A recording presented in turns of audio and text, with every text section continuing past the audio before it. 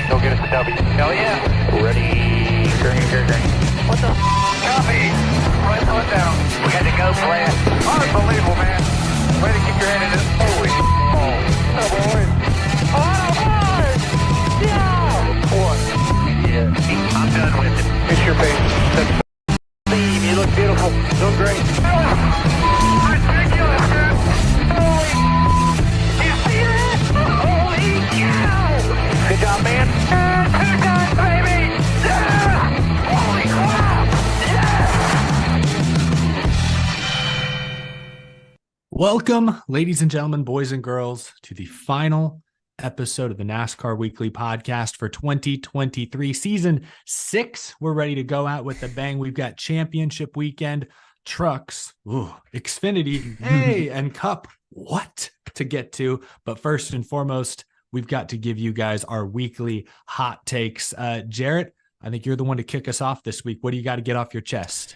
I'll just say this. I would say that while we could probably complain more about it this year and probably had it more on the docket of stuff to talk about week in and week out, I personally thought the racing this year overall in Cup was way better than last year. I just think that the reason people were kind of upset with the season is because we really had no storylines to follow throughout it. Like, there was some that were here and there.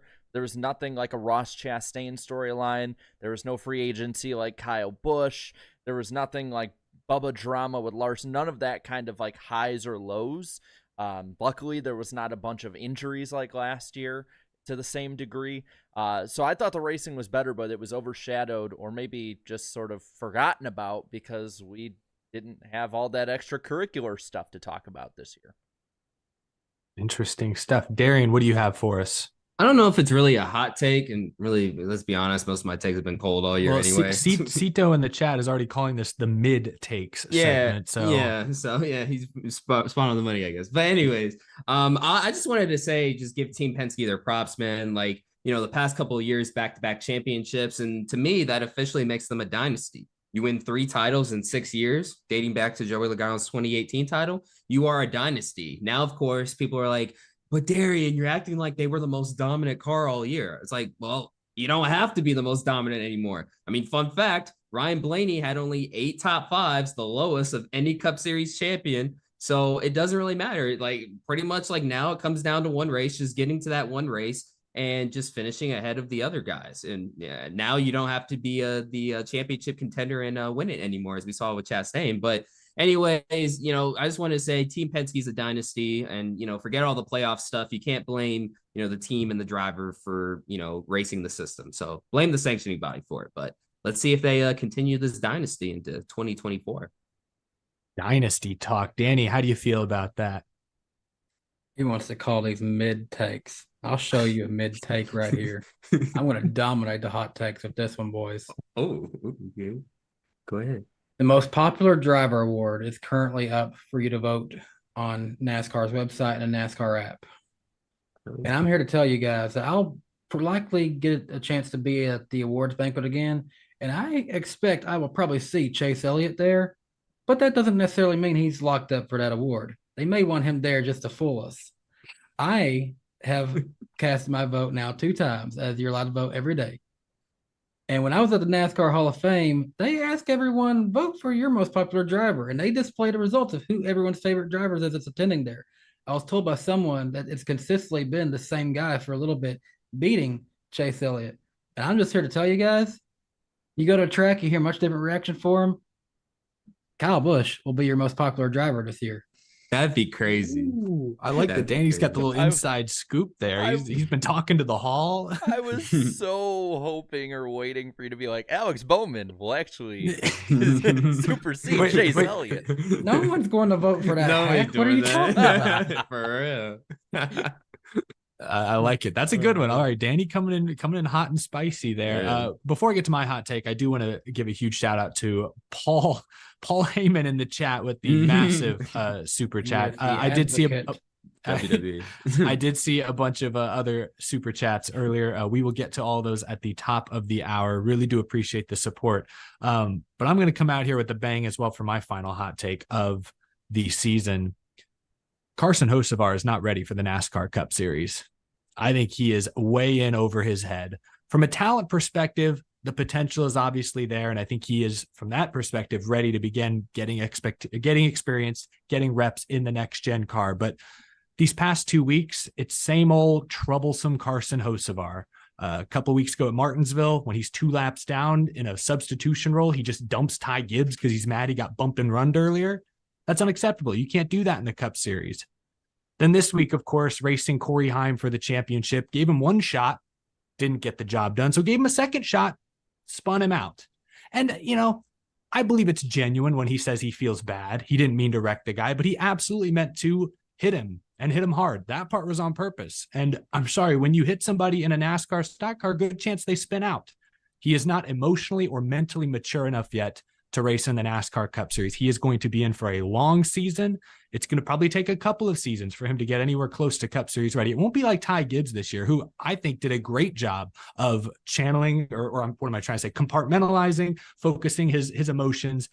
Ty Gibbs impressed me this season. I don't think we'll see that from Carson Hocevar. I think he has already got a ton of enemies in the NASCAR Cup Series. He's not Cup ready. And I'm a big Carson Hocevar fan. And it's hard, so it's hard for me to say that. It's hard for me to say that.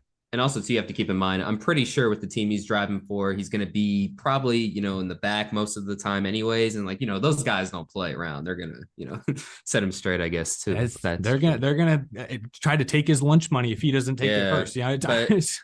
But anyways, I'm obviously going to finish last. But Eric and Danny, though, oh gosh, right in the heat. And then Jared too. But yeah, I like it. Yes, there's a poll going on right here, right now. Danny, you've got the early lead saying Kyle Busch will dethrone Chase Elliott's most popular driver, Rain. I think that'd be interesting. That would absolutely be interesting if honestly it gets close. I like your theory that they'll wheel Chase Elliott out to the banquet, just as as a misdirection. He will be there. He will still be there, even though he wasn't a playoff participant.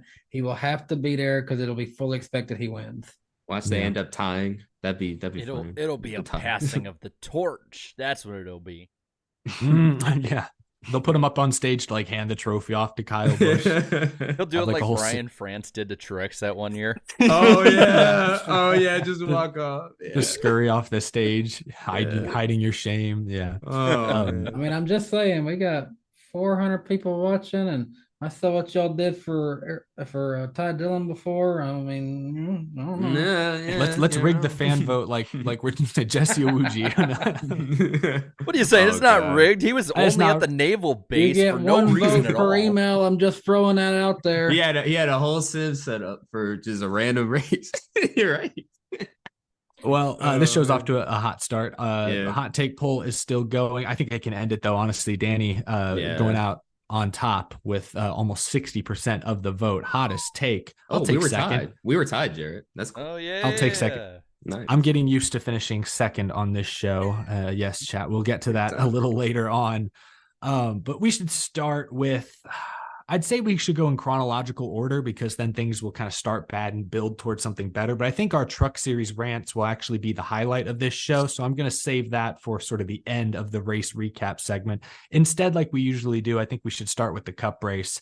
Gentlemen, Ryan Blaney is your 2023 Cup Series champion. Who saw that coming besides Dale Jr.? And I still think he was just, I think he's the luckiest SOB alive. He got an early script preview. He's not being improved. He had a first look that he wasn't willing to share with the rest of us. No, but Ryan Blaney is the Cup Series champion. I think Sunday's race came down to long run versus short run speed. The Hendrick guys had the short run speed, but Blaney was the best overall car. And that final 30-lap run, he was able to get by Kyle Larson. Didn't win the race, but finished second. That was still good enough. Jarrett, start us off. Your reaction to Ryan Blaney winning the championship, despite, I think Darian saying this earlier, only finishing the year with 8 top 5 finishes. I might not be the one that everyone would want to start off this part of it. I like Ryan Blaney. And so I'm happy. I think he's a great ambassador for the sport, putting him out there as a champion. I think that him being in that role is going to be good for the next year because he is somebody who's a personality that people want to gravitate to. He's somebody who can go out and do different things. So in that respect, I'm happy with it. When it comes to, again, I've seen the big arguments. I've seen all that. I do not blame Ryan Blaney. He is I want to say this now. right now, because everyone knows my thoughts on the playoffs, and I want to say it right now before I get even further into this. He is a deserving champion. He is a legitimate champion. Just because we don't like the system, or the system might not be what we all want it to be, does not mean that he's not a champion and we wipe that clean. I want to say that right now before I say anything else. And what he did on Sunday was probably the best driving and the hardest driving and the most emotion I've seen out of Ryan Blaney in his career. I think it's the most impressive race of his career, even though it was a second place finish. That being said, he is statistically the worst champion in 50 years or so. He was not the best driver all year. I will tell you who was, and it's going to be real funny me saying this after my prediction. This guy was. Yeah. I got a die cast. I needed a reason to show it off. Smooth. But he is a champion. I do think that he will fit that role well, and I think he'll actually embrace that role. So for that, I'm happy with it.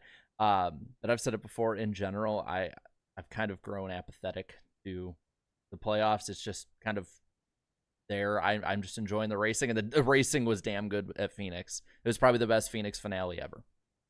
I would agree with that part. I think, and I've heard a lot of other folks say this recently, but like 20 years from now, 30 years from now, when we look back at this era and you're judging who the best drivers were, I think you'll still look at championships. That'll be one of the first things you look at, but right there with it will be race wins. And I've been promoting this, championship 4 appearances.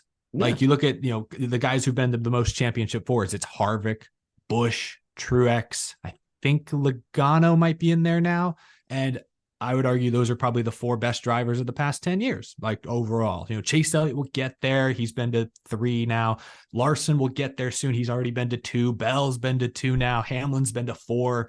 But, I think that's now a category that, like, when some of these drivers get into the Hall of Fame one day, it should say on their plaque X amount of championship 4 appearances. I think like that is still emblematic of who had a really great season. And you saw Byron, who had the best all-around season in the championship 4.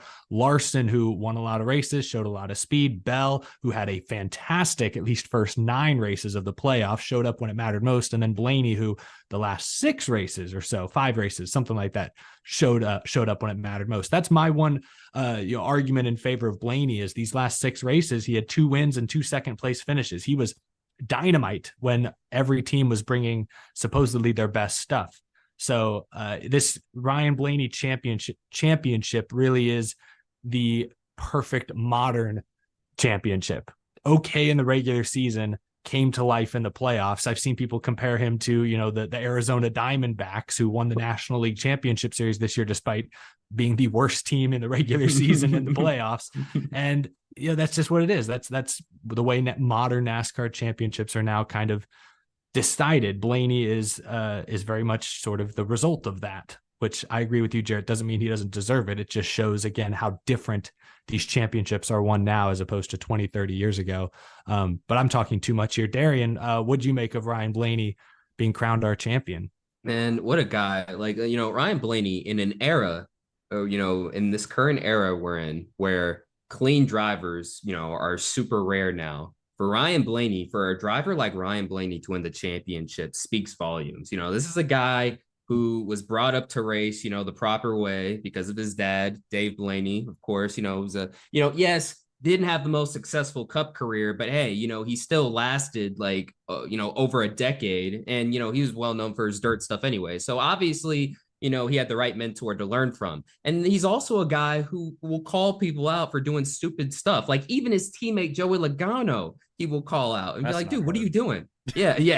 But I mean, again, it's his own teammate, right? So, I just thought it was awesome. Not only is he a popular guy with the fans, it's not only a feel-good story because we have a new NASCAR Cup Series champion, but, it's a guy who's like who's viewed as, one of the good guys, and especially one of the clean racers, in an era where, it seems like you got to wreck somebody or dump somebody to get a, to score a victory or to advance to, the round of 12, round of 8, round of 4, etc.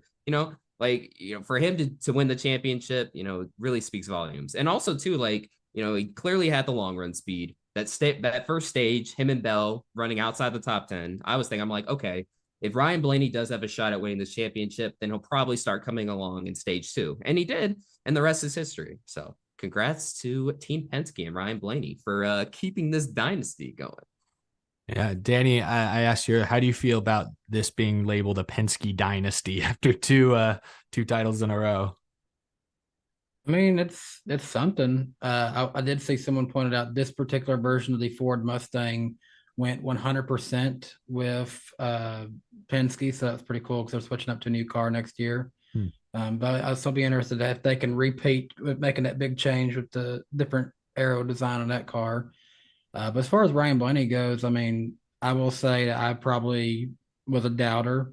I definitely, like in years past, I figured he'd go out first round or second round even, but he came in clutch at the right time. And, with the way this system works, it's, in a way, even though it hasn't usually been like this, it can be like college basketball tournament where you're whatever school ranked number 25 can win the right games and get his way to the top. So in this one, if you come to work at the right races, you can anything's possible. So even if you finish only with like what was it, 8 top fives, is that what we said it was? Yep. Only 8 top fives.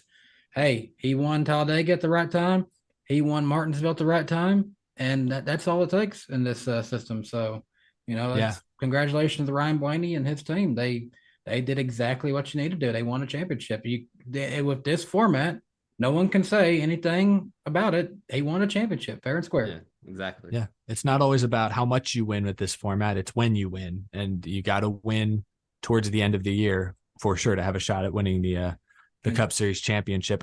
Before we talk about some of the other championship guys, and we can kind of tie this all together in a moment, I do want to mention that Ross Chastain won the race. I think, we're 17 minutes into the show. I think that's still sooner than, I think it took more than 17 minutes for NBC to interview Ross Chastain after his win. Now, I was out. Did they catch the watermelon toss or no? Okay, that's what I thought. No, thought.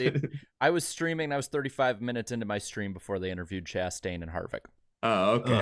Yeah, they even waited so long for Harvick. We'll get to Harvick in a moment. Yeah. Did you guys, Danny, I'll start with you. Do you think there was anything wrong with how Ross Chastain raced Ryan Blaney down the stretch? Because they got a little physical. No, if anything, I said this on Twitter. I think I took more distress with what Blaney was doing, because it's like, Blaney, chill out, bro. You're doing good and you're hunting for a championship. Remember, there is still a race going. And if there is a car who is, he's trying to win a race, and good on Ross, because by doing this, he guaranteed a cool fact. He's won no less than 2 races every year since joining Trackhouse Racing. So that's pretty cool by him doing that. Ross was able to do that. Yeah. Yeah. I didn't think there was anything wrong, but I'm with you, Danny. I thought it was kind of interesting how Roger Penske came over the radio several times to, sort of an authoritative figure telling Blaney to kind of keep his cool, see the bigger picture. What do you think, Jared? Did you see anything wrong with Ross? Sorry, not to interrupt, but just going back on my tangent there. At the time, there was literally another car in between Blaney and the next guy behind him. Like, why are you acting like that? Yeah, that was even the thing. Like, Larson wasn't really catching Blaney, even though Ross was holding him up. Like, anyway. Go ahead, Jared. I think drivers should race the championship guys harder. Like, I get you're going like harder than usual or harder than they do now. I mean, if we want to make it, you're the best of the best. Beat the non-championship guys that are the best of the best too. I mean, I won't say the only reason, but the biggest reason I actually was invested in this race is because there were more than 4 guys on screen during this. Yeah, and I talked a bit about this with his interview and Harvick part. How NBC, as much credit as we give them, is woefully unprepared for somebody coming up and spoiling the show. And it showed. That's immensely. True. But the thing for me about Ross Chastain is, like, I might criticize what he's doing, but I want him to keep doing it. Like that, I said that last year. I said it earlier this year. I'm like, we will criticize you. We will call you a moron, an idiot, whatever. Do more of it. It keeps us invested. He's winning races. I'm invested in it. It was, for me, especially in the Phoenix era, it was it's probably the only time I was truly invested in who won the race, because I knew it was somebody who could Ross it up. He could go 3 wide to the corner and crash out, Larson and Blaney or Byron or whoever. Like, he could Ross it up. And it actually added intrigue for me. As somebody who does not enjoy the playoffs, I enjoyed this finale because of Ross Chastain and Martin Truex Jr. Yeah, And I still wanted to win a race. Yes, it's never change. And I think it was overblown on Door Bumper Clear about like NASCAR coming over and telling them to settle down. It was the spotters they, I guess, had to tell settle down. Good. I want everyone pissed at each other. Like, I don't want y'all just riding around. I want you guys on like the ragged edge the whole time. Yeah. I do not want to come and watch this race for 4 of the 36 cars to be shown. I want you guys up there. So don't change, Ross. I don't know if for some godforsaken reason you're listening right now. Don't change. Never change. You are the best thing about NASCAR right now, and I will die on that hill. That should have been my hot take. To put this in perspective, think of a team like the Carolina Panthers. They've only won like 1 game this year in NFL. If they're playing the number 1 team in NFC, are they just supposed to lay down and just take a beating? No, they should still try to win that football game. If they want to tank, alert. But, yeah, they want to tank. unless they're tanking. That's I wasn't gonna. gonna. I'll get to the super chats soon, but this one stood out to me from Snappy. I don't know if I should read the whole thing, but he said, I loved Ross's, we'll just say like cigarette energy in the winner's circle interview, big ass grin and a beer in hand, unbothered by playing second fiddle. Like, I thought that was funny. He basically was like, yeah, I don't care that Blaney's mad with how I raced him. Yeah. I won the race. He didn't wreck him or anything. Didn't do anything bad. Just won the race. Yeah, so just raced him. I agree. I second pretty much everything Jarrett said a moment ago. Yeah, pretty much. I got nothing to add to that. Yeah, I just want to bring back the rest of the championship for now. Call me NBC, but I do have tunnel vision. Let's talk Larson, Byron, Bell. Bell, can I start, please? Go for it, Darian. Oh man, hey, David the maniacal Bell. laughter. Oh, he's calling out David Bell. No. Going after the driver's father. No. I had to apologize to. What is to this? Mr. A short Bell track here. race? Why? I have to apologize to Mr. Bell here. I mean, like, look, we follow each other on Twitter and stuff. And I told him, hey, I picked him up to win on the podcast, and then look what happened. Of course. And then I tweet about him. And of course, he's the first one out. So it's just my luck. But man, I thought Bell was gonna win. I thought he was gonna win. I was like, okay, he would end the streak of Joe Gibbs making the championship 4 and not winning and stuff. It's 2 times in a row he's made it. But hey, it happens, man. It happens, unfortunately. So talk about a freak accident. What happened there? Yeah, exactly. So hey, just stuff happens, man. It's a race. It's a stock car race. The championship comes down to 1 race, and like we said, he just the team just bad luck happens. So he'll be back next year, I'm sure, though. But yeah, and then David said, or Mr. Bell said, I forget. He's like, I forget. Is he in the chat? I didn't see it. No. Well, when he DM'd me back, yeah. He did tell me some other stuff, but I don't really want to get into that stuff. Yeah. Larson and Byron came up just short. I mean, is there anything they could have done differently? Blaney just obviously had the best car. I thought Larson, there with 20 or so to go, raced Blaney about as hard as he could, as fairly as he could without doing something dirty. He just didn't have the car. He just did not have the car Blaney had.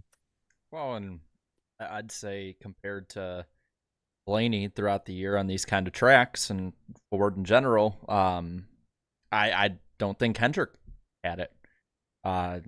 We saw it at Gateway in particular. Gateway was the big one every year where it's just like, that's the Hendrick suck race where it's like if they finish up, a couple. I think Larson and I want to say Byron finished top 10 in that one. That's a win that day for him. I think the only thing they could have done was wreck him or hope that Ross rossed up.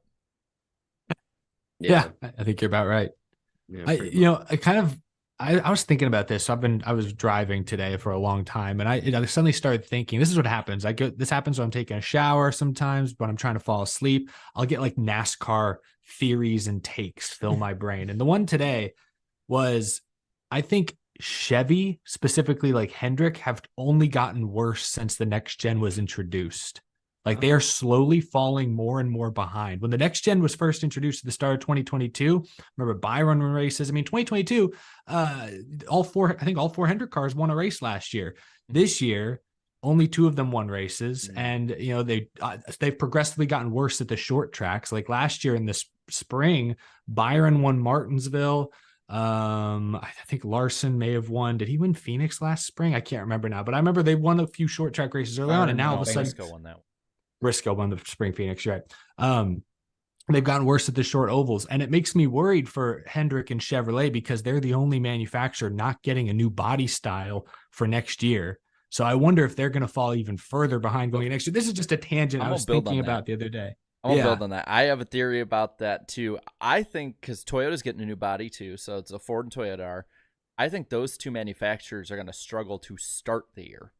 Yes, I think you're probably right. They're going to get, but I think they'll end better. Top. Yeah, I feel like Chevy's.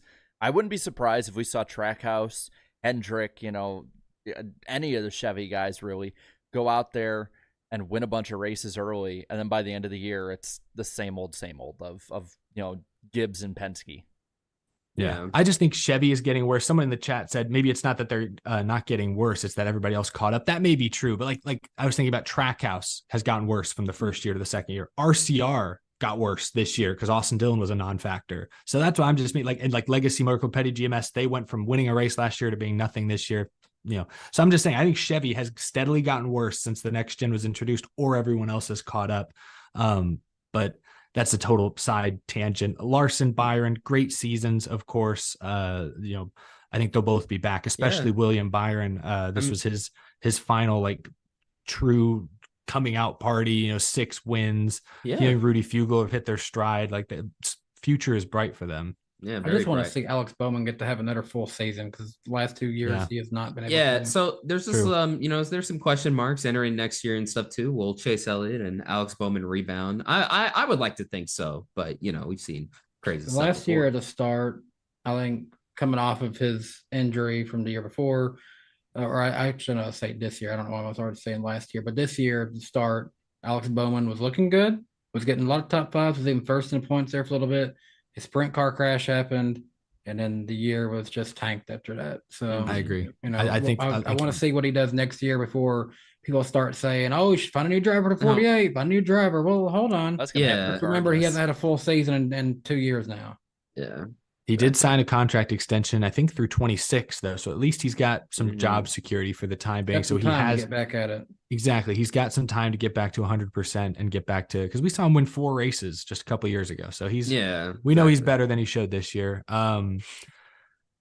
Real quick, actually, no, where are we at here? Kevin Harvick. I want to talk about Kevin Harvick. We haven't discussed him too much. This was his final race. Finished 7th. Led some laps. The crowd went crazy when he took the lead. I don't know, Jarrett, did you think for a moment there's a chance that Kevin Harvick was going to go out on top, the way everyone dreams? He had me believing. He did. But then I think he remembered, or maybe the car remembered it was a Stewart Haas car. Then it just physically can't win. It can only go so far. I had our driver in their last race recently has led laps. I don't remember any. I don't know. Well, I thought for a bit he would, but I still, and I said this to a lot of Harvick fans after the race Sunday.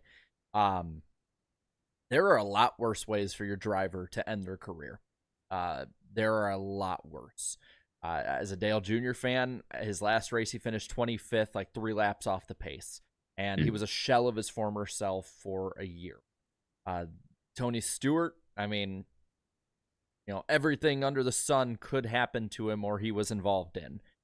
Jimmy Johnson fell like a rock. The only one that really had a better season and is still the gold standard of having those, golden years still be good is Jeff Gordon.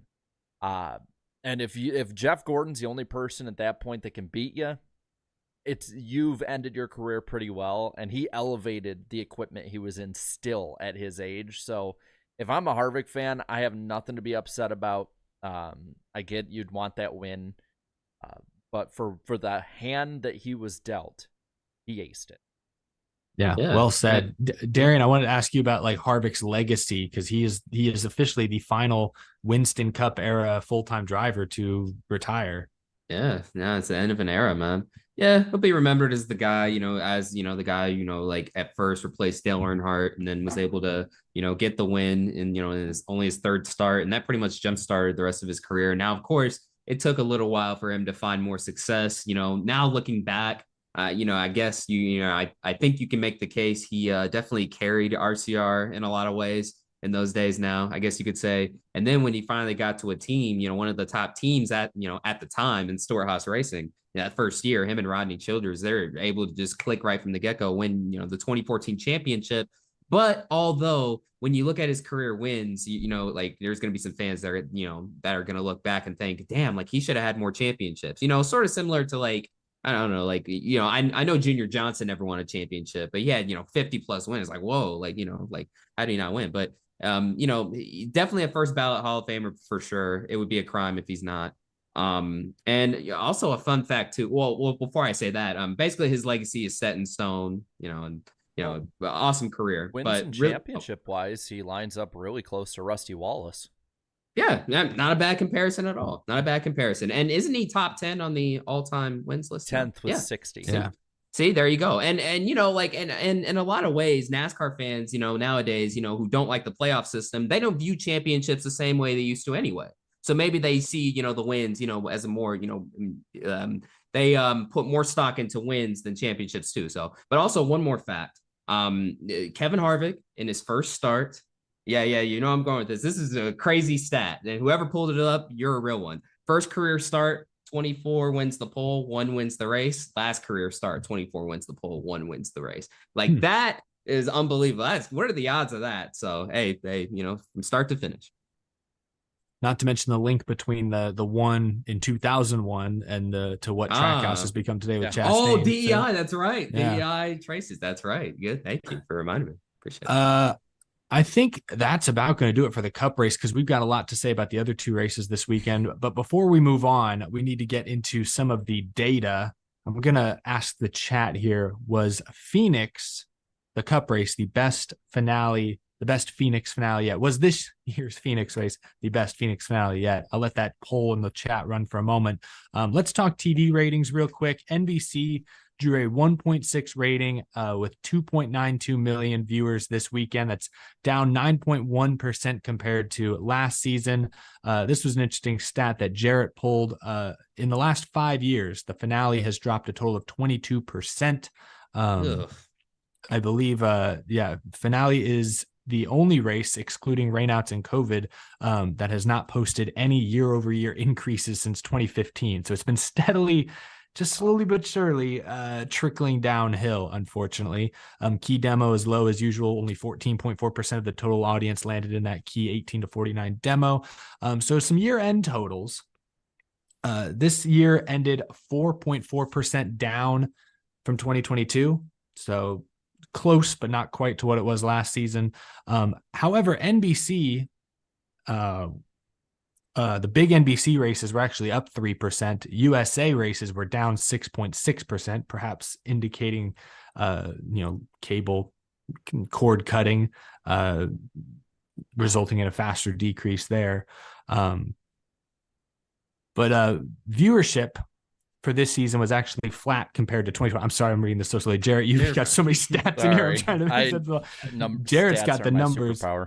Yes. But these are great. So viewership was actually flat compared to 2021. So if you remember last year, this time we were sort of celebrating, albeit mildly because it ended on a down note, but we were celebrating an actual year-over-year increase by a few percentage points. We basically gave that back this season. So we're back to sort of 2021 levels, just worth mentioning. But those are some just basic stats from the TV media side of things. We always ask you guys on Jarrett's poll what you thought of this race. Darian, what do we call that poll? Yes, for the final time in season 6, it's time for the poll, the famous iceberg poll on the NASCAR Weekly Podcast. You guys, 43% of y'all voted that this race was great. 36% said this was a good race, which results in a 79% net positivity. 14% of y'all said this race was simply average. 3% said it was below average, and only 3% said it was bad. So only 6% negative. So very positive for a Phoenix finale race, I would say. Let me check the update on the poll here. Even our chat today, right here, is saying this is 78% of you guys are saying this was the best Phoenix Cup finale to date. So a little more positivity than I'm used to seeing. Did the comments back that up, Jarrett? Well, he warned us about it last week. Spencer said he'd be the first comment, and he was. Of Wow. course. It's He a called long his one. shot. Oh, a long no, my one. goodness. I'm gonna say positive for the most part. I'll go with positive. Positive meme, actually. I think he's just gonna be like a neutral fact, All right. like a Wikipedia article or something. I wrote it down, so I'd have it here. And so with that, the 75th NASCAR season is in the books. Lots of great highlights in 2023, but my two favorite highlights were SVG's win at Chicago and NASCAR at Le Mans in the Garage 56 entry. Commemorating the 75th anniversary season, it was amazing seeing the car roar through Le Mans while wowing the European and worldwide audiences. And I am proud to witness that in action through watching the 24 hours on TV. It was a fun 2023 season and cannot wait for what 2024 has in store. Yeah. Okay. Wow. Positive. At some point, I feel like Yeah, Spencer positive. we should give Spencer like his own box here on our Zoom call because like, he's over Yeah. here providing as much analysis as we do. Yeah, I for respect real. it. That's cool. That's cool. Looking at the top voted one was from Shake and Bake 2647. Wonder what movie they like. Has John C. Riley's Mean profile Girls. pic. Yeah. Did you see they did a reunion? No. Oh, I saw they were in a commercial. Yeah, I think it was during the race. I saw they did they had a TV commercial or something. Yeah. He brought up the stat though of the one car and Harvick's first and final race. Okay. Steve Park and Ross Chastain, the two drivers. Yeah. Holden says, for Phoenix standards, this was a great race. Happy for my boy Ross closing out 2023 with a win. Congrats to Blaney and win the title. No complaints here. On to 24. Yeah. Let's see. Nick says, you know what? For Phoenix standards, solid. It was still difficult to pass at times, but it was definitely possible. So about the same sentiments there. Loch Ness Monster says, with Harvick retiring, I've now seen the start of every current Cup Series driver's career. Holy Jesus, I have Whoa. Yeah. Yeah, we all Kyle have. Busch is the longest tenured, right? Yeah, we all have. Yeah.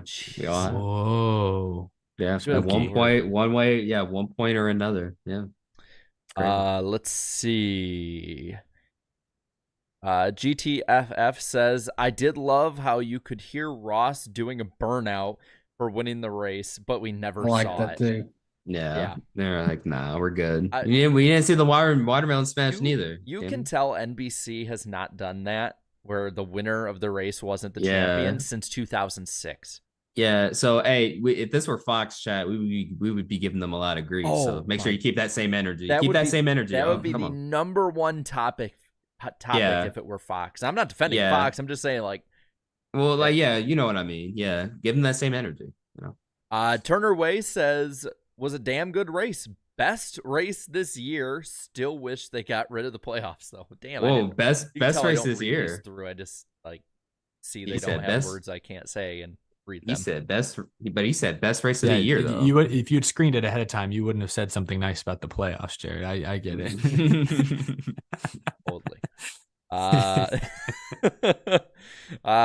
It was Boston Warrior says, good. Cool seeing two different drivers doing burnouts, Sia and Daytona. That's true. The fans got twice their money's worth when it comes Well, to according burnouts. according to the team television, we didn't see anything. Yeah. I mean, it's all just one. I think Luke in the chat is screaming, best race this year, huh? Yeah, they don't agree with that, Yeah, I two don't- comments ago. I don't Yeah, I agree. don't either. Juno here, I'm going to read the first part, not the edited part, says, I'm biased, but I'm unhappy with this outcome. I was wanting literally any other driver than Blaney. So really, my current emotionally charged opinion is meh. What does he have against Blaney? I am. That's the first time I ever heard. He Yeah. did, in his edited part, he was well.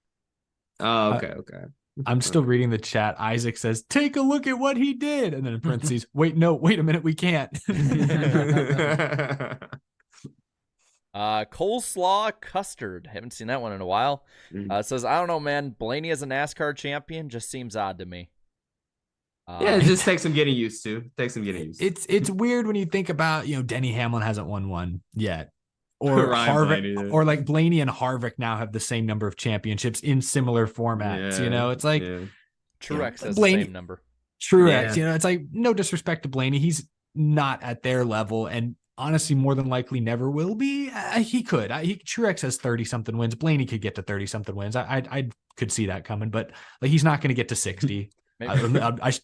Maybe he will. I don't think he's not getting to 60 wins. He's never going to be Harvick in that department. But now he has a chance to pass him in championships, which is a little weird. I get that. It is strange. Stats wise, with the championship number being one, obviously this isn't the same, but a lot of people are bringing up Kyle Petty. I still don't think Kyle Petty's wrong. I still think Blaney has got a lot to prove for a full season or, being the best to not be compared to Casey Kane. And again, Casey Kane was a pretty good driver in his day too. But just the way Kyle Petty worded it, though, that's what got some people hot, I guess. Are we really thinking Kyle Petty's ever going to word one of his takes? Yeah, well? that's exactly. Let's see. Nash Henderson just puts in all caps, Ryan Blaney. Yeah. I don't know why, but in my head I read that with Rick Allen's voice. Make sure to mention where he lives too in his town. Yeah. Cart Kid says hopefully 2024 is better. There's a lot of it's very back and forth. There's a lot of people bringing up. I will say there should be some kind of reward, and obviously you can't put the championship with it, but there should be something to at least show like, okay, like this dude was the best this year or something. Just I don't know. Oh, like the best, like statistically. I don't know if it's like a happy participation trophy. Hey, I gave William Byron an A+ on my year-end grading scale. There you go. Just make Eric's thing. Yeah, that's a pretty high honor. I'll send him like a ribbon or something in the mail. I don't know. Yeah, there you go. Let's see. Getting further down.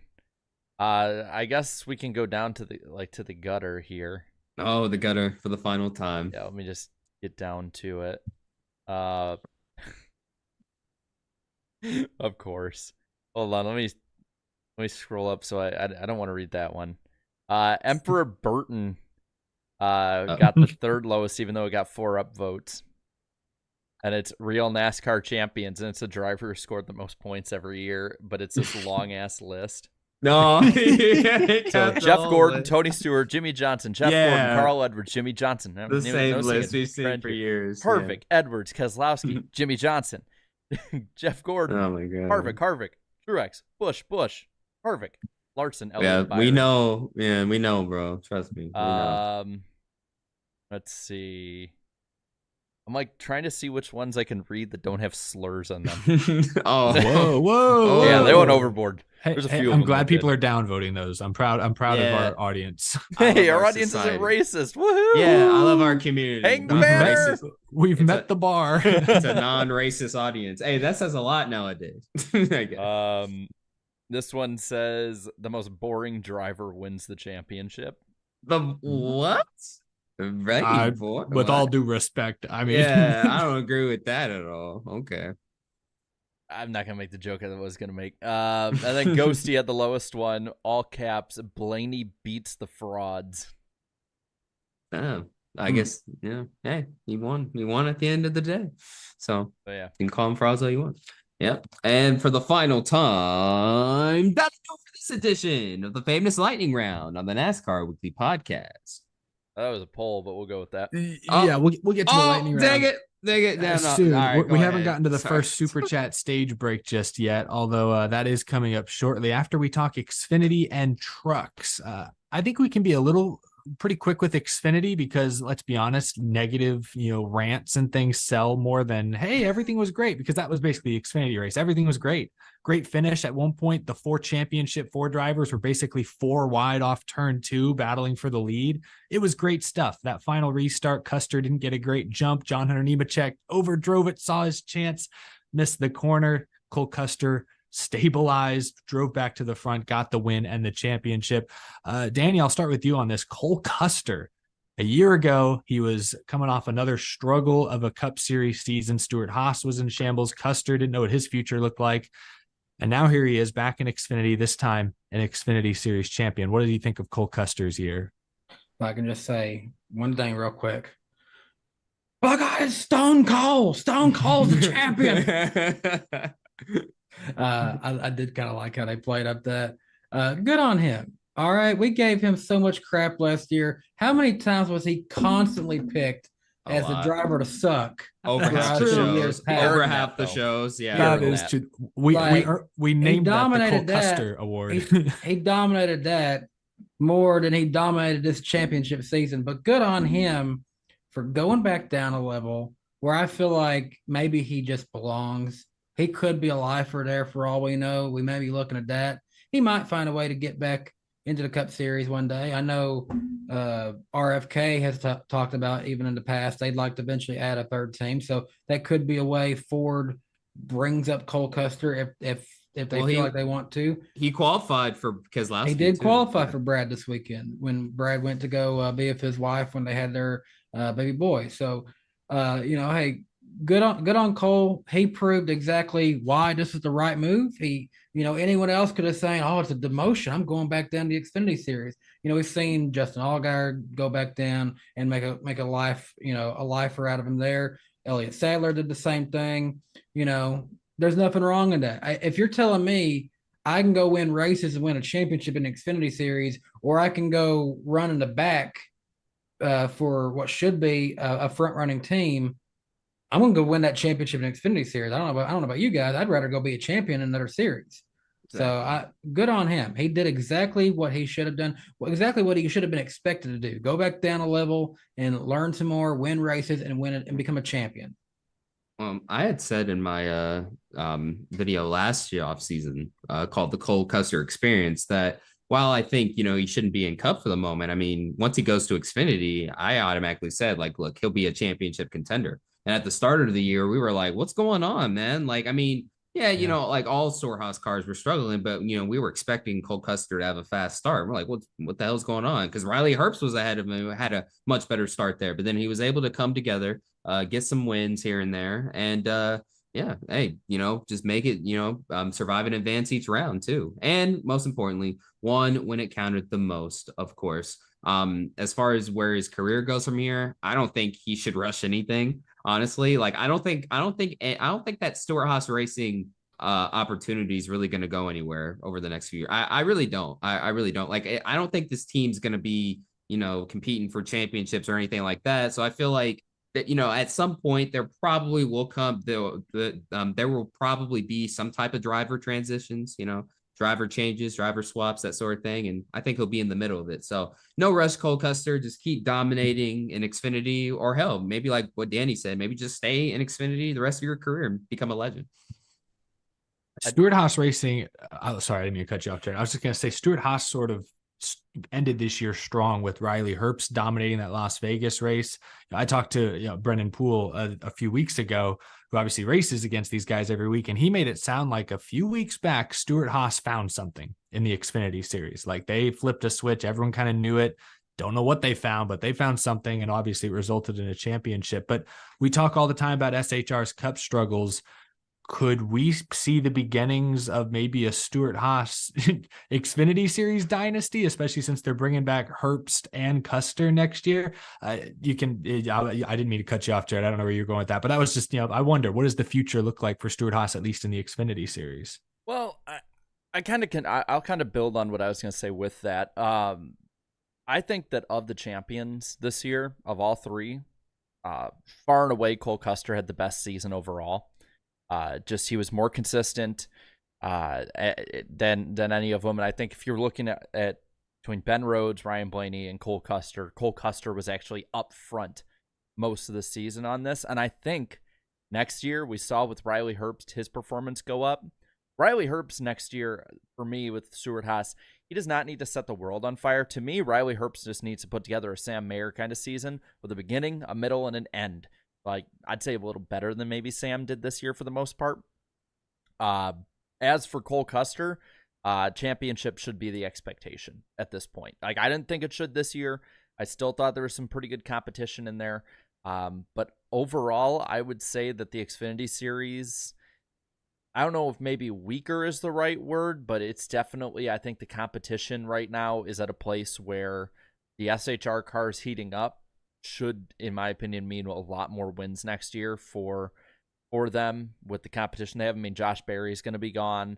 There's going to be a lot of shuffling. JRM's probably not the strongest it's ever been, though they are, they do have, I believe, Sammy Smith coming over there. But I'm interested in that. I'm also interested to see if SHR brings on Eric Almirola for a part-time deal too and see what he can do. I mean, remember what he did at, was it Sonoma? He won? Yeah. He forced Kyle Larson into a mistake. My story, and I'm sticking to it. I would like to see that. That'd be interesting. Yeah, a lot of interesting possibilities for Stuart Haas, especially on the Xfinity Series side. And we honestly still don't know who's driving the number 10 in Cup next year, at least not for sure. But Cole Custer is a NASCAR Xfinity Series champion. It was his third trip to the championship for, I believe. He'd finished second in points the other two attempts. So third time's the charm for Cole Custer. Any final Xfinity thoughts, or should we move on to the Truck Series? I guess when it comes to the rest of the championship I mean, Saint Mare, just happy to be there. Justin Allgaier, 0 for 6, right? Yeah, he's the Denny Hamlin of the Xfinity Series. I'm going to say Hamlin. now. And my mind's trying to play. Who was the other one? I'm sorry. Nemechek. My bad. Yeah. I don't know why I forgot about that. He was like the most dominant fast. car. Yeah. But, he was fast too. But yeah, unfortunately couldn't get it done. Let's talk about this crime against humanity they called the truck race. Oh boy. Yeah, chat. It's the moment. The time has come. Yeah. Who wants to go first? I already kind of at the beginning touched on how I felt about Hocevar. I'm a big Carson Hocevar fan. Dude has a ton of talent, more talent in his pinky finger than I could ever hope to have talent in anything. But he needs to keep his emotions in check. He needs to stay mentally focused, because this race went downhill the moment he decided to drive through Corey Heim. After Heim raced him cleanly, passed him cleanly, was on fresher tires at the time as well. Like, I'm sorry, Carson, it was over. It was over. The championship was not to be yours this season. Heim was the fastest car, but he sent it a couple of times and spun the 11 truck around. And after that, this race just went off the rails. I was telling you guys before the show, a little peek behind the curtain. We had folks visiting us in Florida the other day. And so I was actually in the Magic Kingdom during most of the truck race. And I got in line for the Jungle Cruise, and it turned out to be an extremely long, like hour and a half wait. It was disgusting. The race did not finish until after I got off the Jungle Cruise, and I started with about 50, 60 laps to go, expecting to be able to watch the conclusion of this race. The race did not end until much afterwards. So it was ugly. It was very ugly. I lost track of how many cautions. What were you guys thinking in that moment when you saw wreck after wreck after wreck on the restart? I'll be honest, because my fiance had somebody over, like a friend over, and they were talking, and I was like, "Oh yeah, I haven't seen him in a while. I'll be able to talk to him for like an hour or so after the truck race." And then it kept going. Like the Energizer Bunny, it just kept going and going and going. And the biggest thing that came into my mind, other than Carson, what in the actual living hell are you doing? Heim, what in the hell are you doing? Why is this happening? This is the future of NASCAR. These are your drivers to look forward to. I promised I wouldn't cuss on Friday night. I'm not going to now, but there are so many different words, expletives I want to use for this race, because that was an abomination. That was a crime against humanity. That was a waste of most importantly, it was a waste of my Friday night. That's the most important part. It was to the point that the freaking flag man gave up. He just said, I love that photo. Like, shout out to Diego who got that. Yeah, that was a great photo. God, yeah. They're a bunch of doofuses. That's all they were on Friday night. Yeah, I loved the truck series. Like, I loved it in the 2010s. It's weird saying that at this point. But like 2017, 18, 16, around that era, like it finally got a different identity than the geriatric series. And it's like we finally went fully the other way, where it's just full stupid. I don't want to hear a damn thing slung at ARCA anymore, because that truck race was worse than anything else. I don't want to hear anything. Taking the mantle. Like, honest to God, Arca's racing this year actually was really good. Like, it was clean. It was good. Yeah, it was spread out, whatever.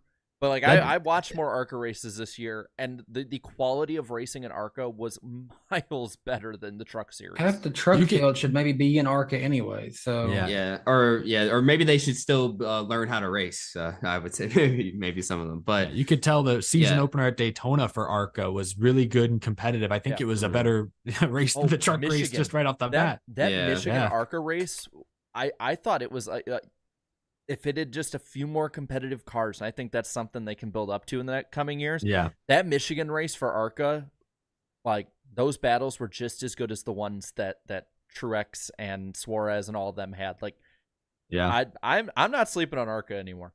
Like, but now that it says a lot when, like, for the pre-race meeting for the Cup Series finale, they're like, just don't do what trucks did. Like, even they were calling out, and also don't forget the number of Cup Series drivers that were tweeting like, this is a disgrace and all this stuff. And really quick, Eric, hold on, I gotta call you out here really quick, Eric, because you're saying how, like, Hocevar and Heim and stuff, like, they're acting dumb, right? Doing all this dumb stuff. I gotta ask you, where'd they learn it from?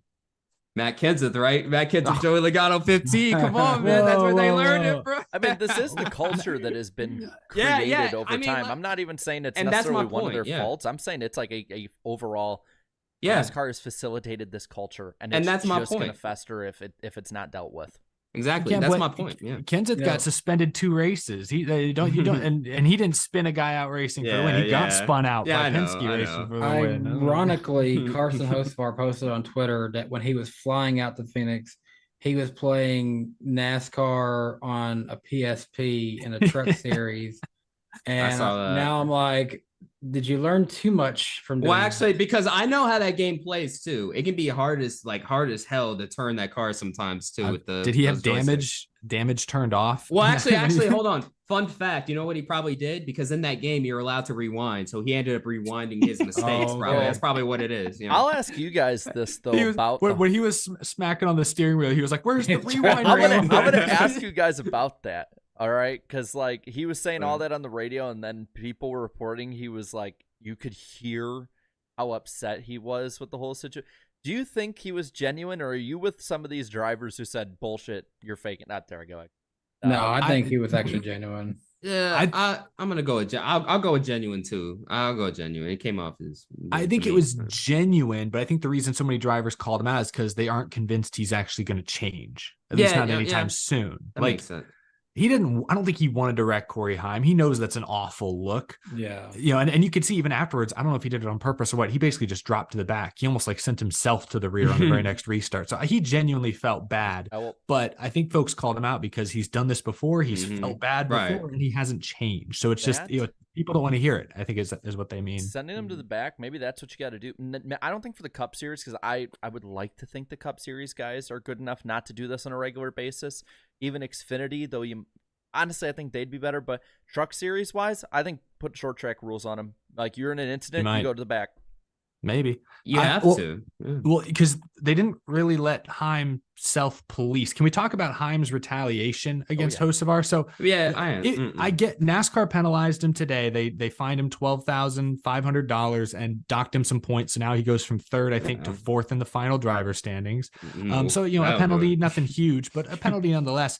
And I think NASCAR was right to penalize him because him wrecking Hocevar, obviously on purpose, altered the championship with 3 laps to go, basically took Enfinger's advantage away and gave Ben Rhodes a shot. So I get why NASCAR felt the need to step in. But sorry. Well, I was just going to say, but at the same time, I don't really have an issue with what Heim did. He raced so cleanly, got taken out by a guy who's driven in over his head many times this year. And Hocevar is not going to be in trucks next year. There's no, I'll retaliate next year.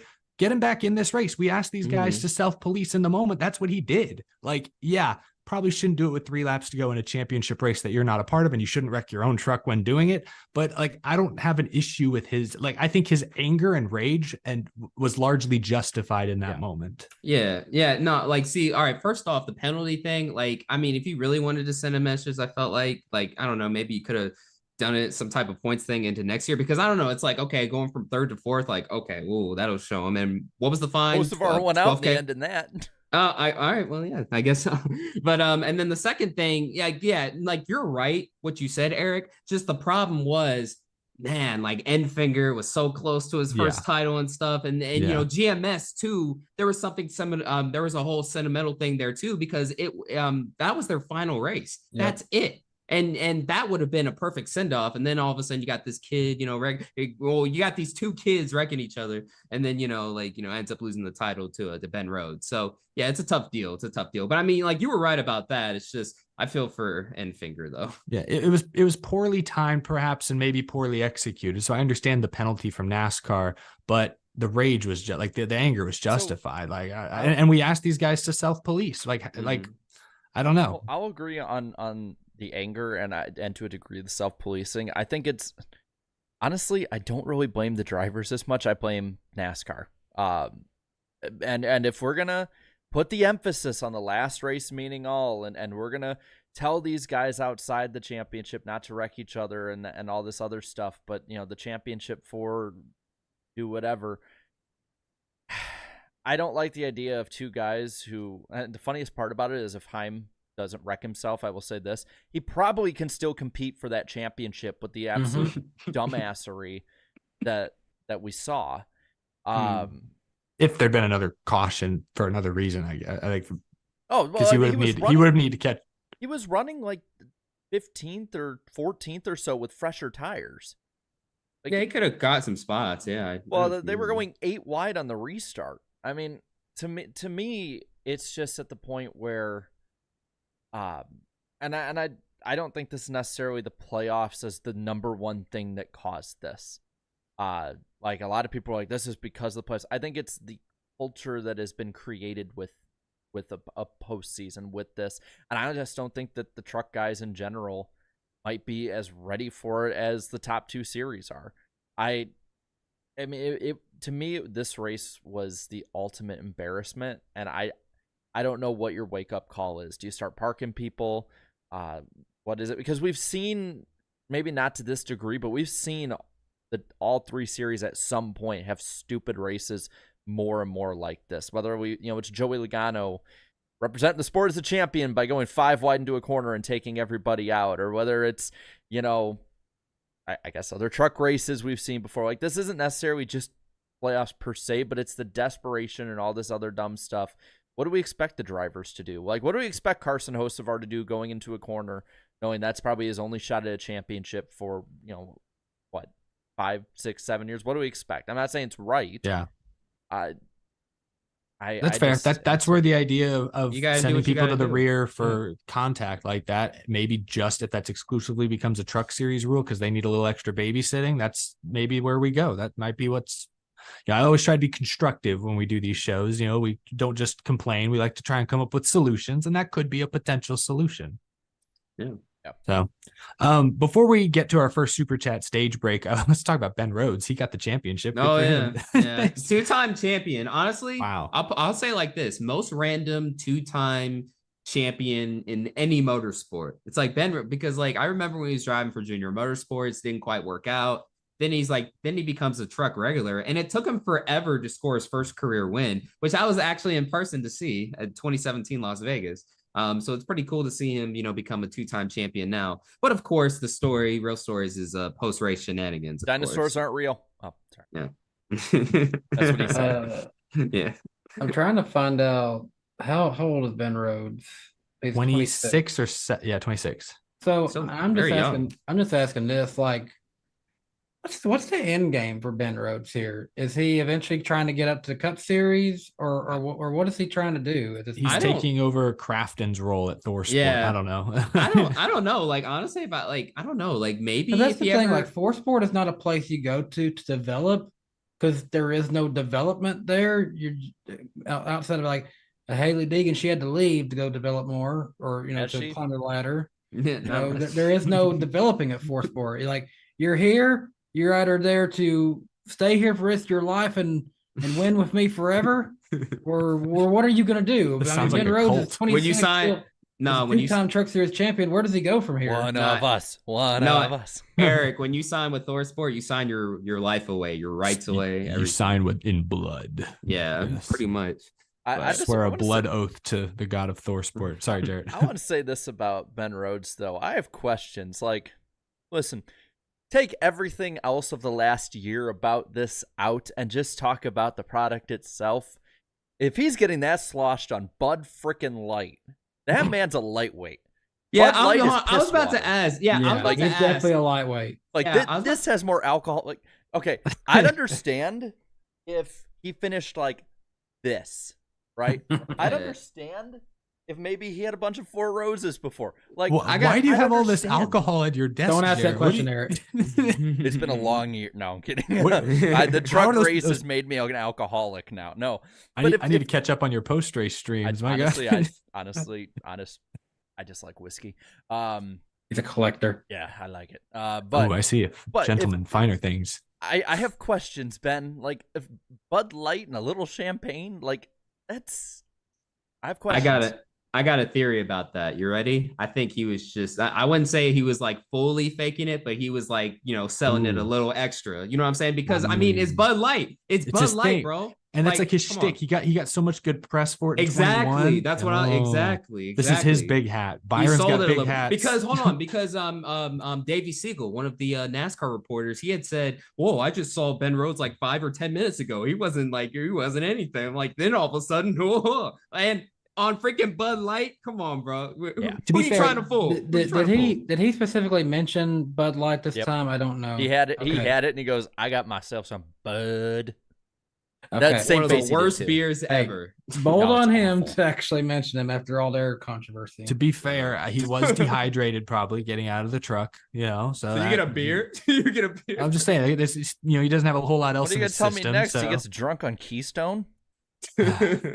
Well, congratulations to Ben Rhodes, Thor Sport. I want to see that man with an IPA. Two-time Truck Series champion. Chat, I was going to save this for the second half of the show, but I'm going to throw you all a bone. You guys want to talk about the pick point results for 2023? Oh, let's go. Yeah. See, I'm going to be the bigger man and start this segment off by first thanking my sponsors for a tremendous season, a great podium finish effort. But congratulations, chat. Y'all had the best car tonight. Y'all put forth a great effort and came home with the win. We'll get you next week. In this case, next year. Chat, y'all finished the season with 595 total points. I finished 8 points behind you. Darian came home third Finally. with behind 34 points behind Jarrett, solid fourth. And Danny, you wound up fifth, 72 back. Hey, that's a whole lot better than the last few seasons. So Yeah, And now closing the that gap. chat, two-time champions now, 2 in a row. Danny's like Steve Phelps being like, "We were down 15% earlier this year. We're down 5% now." yeah, it's not. It could be worse. But no, it was pretty close all year. But yeah, no, Jarrett winning the first year. Now the chat back to back, man. Hey, can Guys. it be a dynasty? Can it be a dynasty next year? Everything's Going a for dynasty. Kale. Everything's Guys, a dynasty. Guys, here, I'm- group meeting real quick. 4 of us. The What? chat isn't hearing this part. We just have a little group meeting here. We need to conspire to make sure they'd stop beating us on our own show. This is a bad real. look. Our own viewers keep destroying us on What if predictions. we- This is What if Guys, every guys, time we have the word pick come up, we have a spam bot just put 30 freaking Ty Dillons in there? There you So go. we always They'll pick never Ty know. Dillon for they'll them. never they will realize that Yeah. the jig is up. All right. Yeah, okay, good. Let's turn the mics back on so they can hear us. Okay. All all right, all right. Yes, Anyway. congratulations, Chad, on a fantastic season. Honestly, humble in victory, gracious in defeat. That's me, although I haven't had a victory yet, so I can't say I've had a Don't- chance. Jonah, Hey, Eric. How Jonah many Paraguay times? said that they are the dynasty. Yeah, Eric. How many times you finished second, bro? How many times you finished? 3 years straight, second. I'm Mark yeah. Martin of the podcast pick points. Hey, you know what? I'll take it. I will take that. Yeah. Oh, you guys could hear all that? Oh, shoot. Oh, no, I'm just kidding. man. Oh no! Oh, We'll have to man. come up with a Hey, new plan, team. We'll be back next year though. Oh, just wait until you see next year's system. Oh, just Hey, wait. hey, Just we wait a minute. mentioned Ty Dillon. He might not even be back next year. Yeah. Oh yeah. Oh yeah.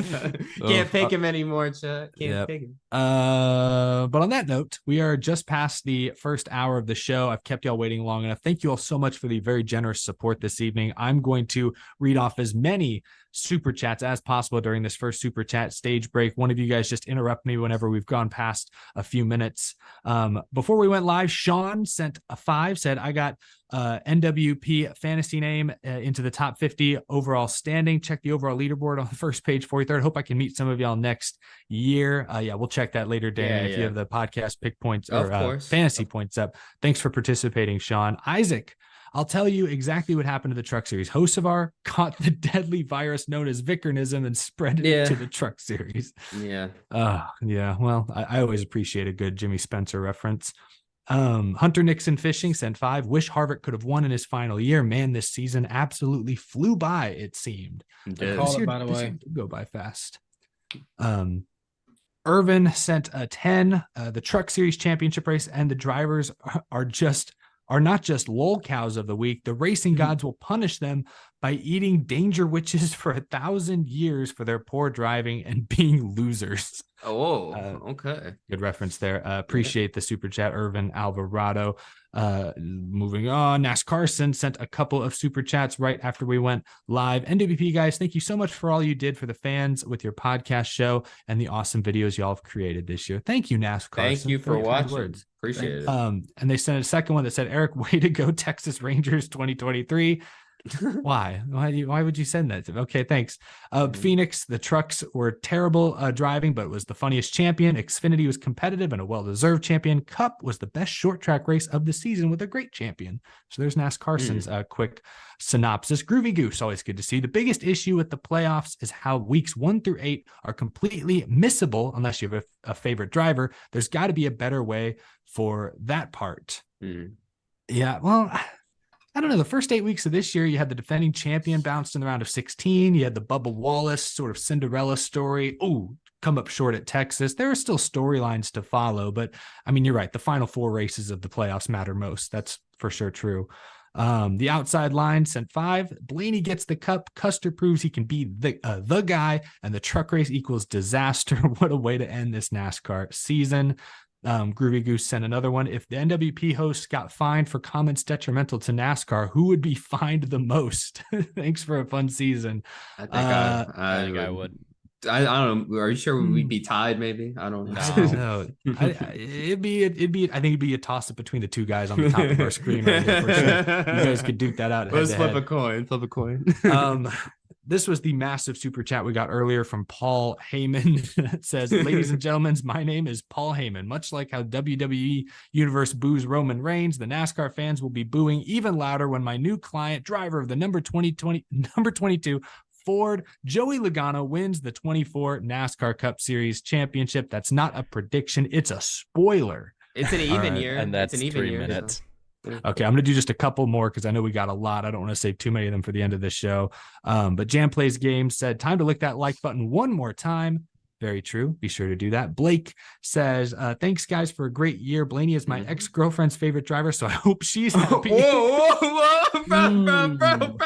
That sounds like a Paramore song. What is your guys' favorite paint schemes from this year? Ooh, I haven't gone back and reviewed. The Justin Haley Mountain Dew car. Yeah, Haley. Yeah, the Haley. Yeah, I got to go with that one. That was a really good one, man. I'll get back to you on it. Yeah, you put me on the spot. Well, I like the Star Wars ones. You can't forget our car too. We can mention that. Yeah, top 5. but that's top a given. 5. Top 5. That one has personal sentiment, but if I gotta give what I thought was the best looking car, it's that Mountain Dew car. Yeah, Mountain Dew. I agree.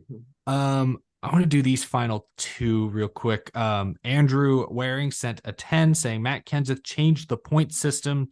Will Penske do the same? Yeah, it's Kenseth's fault. So dominant. It's Kenseth's fault again. Yeah, it's all Matt Kenseth's fault. He was just too dominant that year in like the least interesting way. Yeah. And then Will Griffin, this one I saw earlier, and I need to like verify the stats on this, but Will sent 10 and said, burning hot take, 2016 Tony Stewart is statistically better than 2023 Chase, even without that win. And if KFB went to Chevy in 18, I think he wins the last 5 most popular driver awards. I'm an 8 and 9 fan, so I'm good either way. That was back to your hot take, Danny. But yeah, was Tony Stewart better in 2016 than Chase Elliott this year? I'd have to look at the stats. Obviously, Well, he won a I don't race. think so. he did win that race, but I feel like that year was pretty bad. I don't Otherwise, think because look really quick because didn't Chase Elliott didn't he have like a pretty good streak going like during the summer? Like he had a lot of top He had like 10s. 15 Yeah. top 10s Like, this year. He was Yeah. getting Yeah. close Not that to it mattered. getting in on points there at the end. Yeah.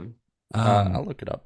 Yeah, look we it did up. get a ton more super. I just want to read a couple more real quick because we got a lot. I don't want to save them all for the end. Gridflow says, "How is Ryan so much better than Dave? 2 times the talent." Whoa. Okay. Dude. All right, I call cap. Oh, Yeah, never Yeah, mind. I got it. I should have stopped there. I shouldn't have kept got going. it. What was that? Win 5 top 5s, 8 top 10s. Tony Stewart's 2016. so yeah, that's No, cap. no, Thank you for other- calling the cap, sir. Yeah. I appreciate the Ryan Blaney praise, but we don't have to do that at the expense of Dave Blaney. Come on now. Bro, again, he's like most Yeah. racers, bro. I mean, like most racers aren't going to be the top of the food chain and cup, I do not take to this Dave Blaney slander that's been going on. Yeah, Mhm. come Every on now. driver had different good parts of their career for different things. Like you look at Travis Quaffle, Truck Series champion, wasn't the greatest in Cup, but he's got 2 sons that are killing it on the late model scene and may be great NASCAR drivers one day themselves. Dave was great Yeah. on dirt. I don't Yeah. want to hear anything about Dave. That's his Blaney. bread and butter. Yeah, that's his Yeah. bread and butter. So 2 more real quick. Biff Greggy said, as an old-time NASCAR fan, I remember people being pissed in 96 when Terry Labonte upset Jeff Gordon for the championship. Can't please anyone. yeah, that's his proof. You can't please NASCAR fans in any generation. And I thought this one was interesting because it kind of leads into some of what we'll talk about here in a few minutes. But Fred Dog 81 sent a 10 and said, did Almirola owe it to Stuart Haas to choose his retirement sooner?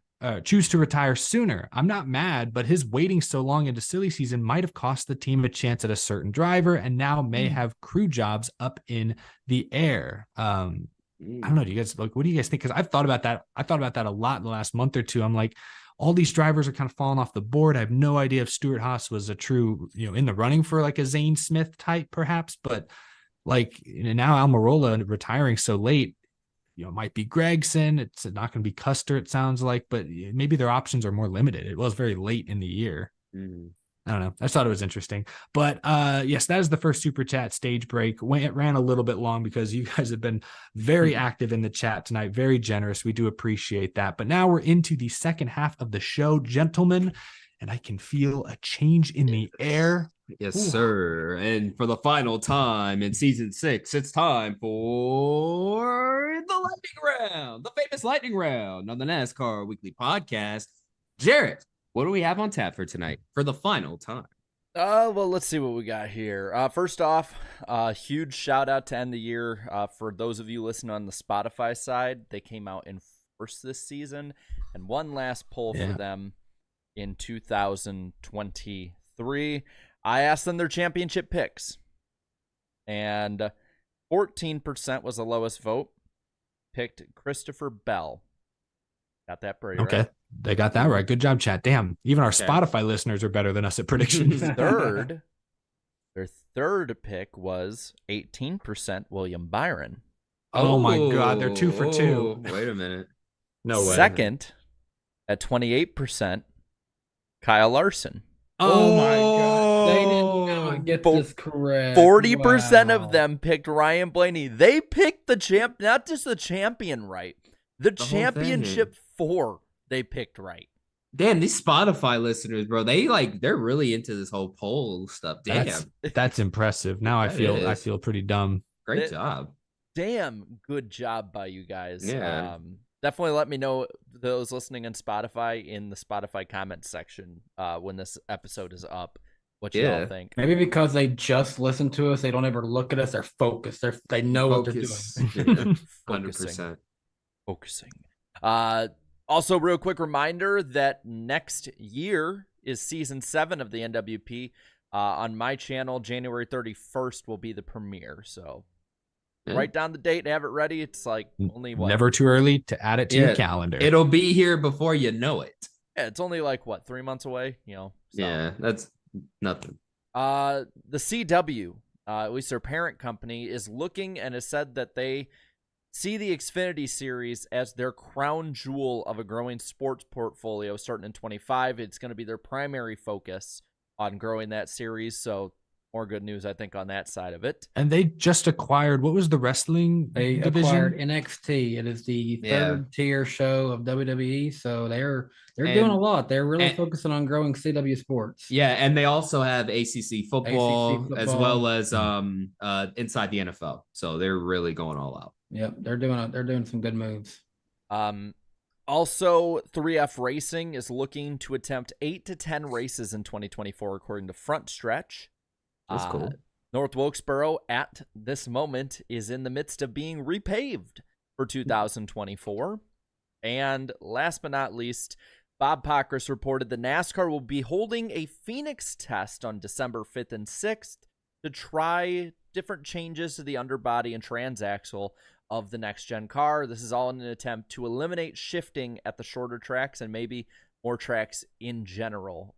So they're definitely going to be having a busy off-season. I believe Corey LaJoy is one of them. They'll have 2 representatives from each manufacturer. Bold take. Wish they wouldn't go all the way to Phoenix when they could just stay in Nashville not long after that and try it at the fairgrounds. Damn, that'd be they'd probably have to get approval, but yeah, I would say the they new can't do Wilkesboro the track, non-NASCAR track. Yeah, and also fairgrounds, no softballs yet. That's another no. But that's it. Yes, and for the final time, that'll conclude this edition of the earlier iceberg poll and the famous lightning round on the NASCAR Weekly Podcast. And now back to the show. I didn't want to cut. I wanted to my earlier mistake. I'd say we've been doing this 6 years and you still don't know the order. Yeah, one-time deal, but didn't want any loose ends. I mentioned earlier, Eric Almirola, that one super chat about kind of relating to silly season. The 10 car is still open. So I figured it'd be nice to open up this second half of the show with a little reckless free agency speculation. Actually, some news to start. I don't think we've confirmed yet on this show, but Cole Custer, I know I did say it earlier, Custer and Riley Herbst will both be back with Stewart-Haas in the Xfinity Series next year. So cross Custer off the list of potential candidates for the 10 car, it appears. Also recently announced both Jeb Burton and Parker Retzlaff are returning to Jordan Anderson Racing next year. And Eric Almirola, who ran his final full-time Cup Series race this weekend, is still hoping to put together a part-time Xfinity Series, maybe even Truck Series schedule, and maybe even Cup. It sounds like he wanted to do part-time Cup, and that did not work out. Maybe after Friday, he won't even touch the Truck Series. Where do you think he'd want to go? Because here's my theory a little bit. Mm-hmm. Now, this team only runs once or twice a year, but they've shown the ability to run multiple races now. This team doesn't need a full-time driver, but maybe some of the different Cup teams come down, need a little bit of practice, even if it's not the same as a single lug in the Xfinity Series. Why not have Eric Almirola run 10 races in the JRM 88? I wouldn't mind that. He drove for them a long time ago. That was his car. That was saved his car. 2011, yeah. Junior saved his career, yeah. Get the old Hellman scheme back. Yeah. Oh, that'd be a good throwback. Yeah. Mayonnaise and bacon. Oh man. Oh god. It's writing itself. Someone get them on get JRM on the home. We got call Ryan Williams. I want to see the Smithfield Hellman's concept. But Mind this up right now. Why not though? I mean, they've shown they have the ability to field a 5th team competitively. They don't have to do it every week. They can have specific ones that the team would focus on, and I don't see why it'd be a bad idea to have him maybe on 6, 8, 10 races, depending on how many the team can facilitate. Doesn't have to be during the playoffs. Maybe have it some of them on the drafting tracks. He's pretty good at Daytona and Talladega. Could help out some of the other teams as well. He's a team player. Yeah. I don't see why it'd be a bad idea for any big name Xfinity team not to have him as a part-time guy to help out. Yeah, no, I agree. Yeah. And I don't know, he comes off as a guy to me that doesn't want to fully retire too. I could see him running part-time too. But yeah, with junior motorsports, that'd be cool. I don't know if he's watching the show, but I got a text from Brennan Poole. He's announcing his Xfinity Series team for next year. I do know who it is. I'm not going to spoil it. But so there is another silly season domino now, following tomorrow at the NASCAR Hall of Fame. There'll be an announcement. Right? Oh, okay. Yes. But Stewart-Haas Racing, who gets the 10? I want to ask you guys, who do you think gets the 10? Let's get reckless. Jarrett, I see you smiling over there. Noah Gragson. It's all the rumors keep going that way. He's somebody who, maybe brings some controversial ones, but could bring sponsors. And I feel like as much as he might not fit in a lot of people's minds, I think that his kind of attitude, his controversialness, everything about him would be a driver that would be perfect to learn from Tony Stewart, if Tony's even there. Gotta add that last bit there in a moment. You got it. You got it, man. You got it. Yeah, the rumors all point towards Gregson. I have questions about the fit. I'll be honest. I know Stuart Haas in the past has seen a wide variety of characters come through there, and they've made it work before. So maybe I'm worried over nothing. I guess then my second concern is Gregson wasn't very good this year. I mean, I know Legacy was bad, but I mean Gregson. I think what did he have like? Didn't he like lead the league in 30th or worse finishes or something like that? It was like pretty bad. He was looking he was better than Ty exceptionally. Dillon. Yeah, I think he was even worse in some ways. Like I like Noah. I want him to come back and find success because he's obviously talented. And I think usually he's a big personality that's good for the sport and is fun to root for and fun to watch. But that this year is just such a letdown on the track. I didn't expect him to light the world on fire, but I didn't expect it to be quite so ugly. So I'm a little worried about that because he's going to a team, or if this does happen, he'd be going to a team that is struggling. And so you put a struggling driver potentially who doesn't have a lot of experience behind the wheel of a struggling race car. That's just not a recipe for success. So, I get why Noah would take the deal because I don't know who else is knocking on his door. This is a cup opportunity with a key partner team. But from Stuart Haas's perspective, I just don't see this making them any better, I think Noah Gregson takes the 10. And I'm also going to go ahead and say, because Josh Berry is also coming in there, and we still don't really know Josh's sponsors that he brings, since Truex will be around at least for next year, we know it's kind of just a year-by-year basis of them. I think Bass Pro Shops will stick with Truex until he eventually hangs it up. They'll also be there with RCR. I also think they'll be back on the Stewart Haas Racing. They were with them for a while with Tony Stewart. I think Bass Pro Shops will get back in with that team. Johnny Morris, if he likes you, he's going to take care of you. And I think he likes Tony. He likes Josh. He even liked Noah. So I could actually see Bass Pro Shops get involved in a big way on the 4, but also the 10 at the same time. Well, to add to that, they went over and are a big sponsor both of Tony and as well as the entire SRX series with Tony. Yep. So I think that would be a really good fit. Yeah. And then you mix in some other big SHR sponsors like Mobile One, get them involved in a few races, I'm sure. Haas itself might be on the 10 for a little bit. It'd be on 11. Yeah. And then we might just see a few things like just a standard Ford scheme. I think they'll be took care of. I think there's definitely plenty of partners that are loyal, not necessarily to the driver, but maybe to the team. Maybe Wendy's even gets back in with Noah at SHR. I had someone asking me would they just get rid of that car and not run it if they can't get a funding? They'll get funding. Don't worry about that. Contract, they have to have cars. Yeah, yeah. So it's going to happen. Yeah. Beeb made a good point in the chat. I forgot about this, but Noah did post a little Bass Pro Shops hype reel a few days ago. So that does imply that he still has a relationship with them. Yeah. It could carry over next year. For sure. But I will say this. I think Noah did, according to the rumors, he's talked to other teams and deals fell apart for whatever reason, funding, lack thereof. I don't know. We're waiting. And I guess Eric didn't announce his retirement until pretty recently, but the longer this goes on without an official announcement, you wonder if maybe something fell through the cracks and Noah actually isn't going to the 10. Watch Eric Amaral come back again. I doubt that happens. Yeah, the thing is, I don't know at this late in the game, again, who would they go get? Who is available that makes sense to put in that car? I mean, I'm sure chat, we could probably collectively come up with a couple of names, but off the top of my head, there's not an obvious candidate out there who hasn't already inked.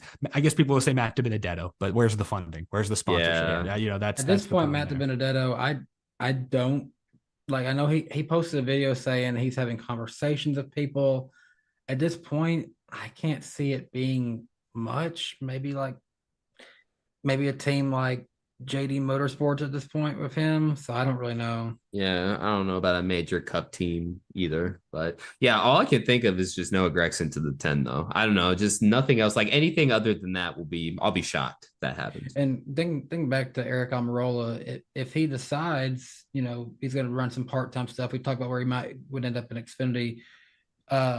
If there's a team that wanted to, they only run one car, if they wanted to field a second car, they have an old number, the 37, get Smithfield involved with Kroger in a big way, run another car with Almirola a little bit here and there, maybe JTG. Yeah, I wouldn't mind that. Perhaps, but we'll all have to wait and see. The 10 is probably the biggest cup car still out in the open, but the 16 as well with Colleague, we don't know for sure what's going on with AJ Allmendinger, if he'll go back to Xfinity or if he'll stay in Cup.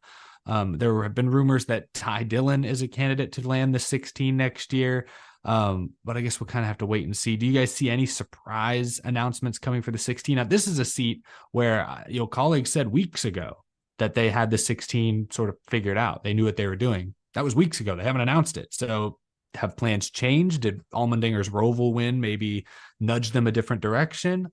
I think it's reckless speculation. I think they go back to what they did in 22 with multiple drivers in that car. You fit the best ones in, give people maybe opportunities that'll work with folks you. Who bring funding for a few races here and there, Yeah, so I would think, bring AJ for the road courses. Maybe that's how SVG gets some time if the 91 isn't available, for some more Cup experience. Austin maybe Ty Dillon on super speedways.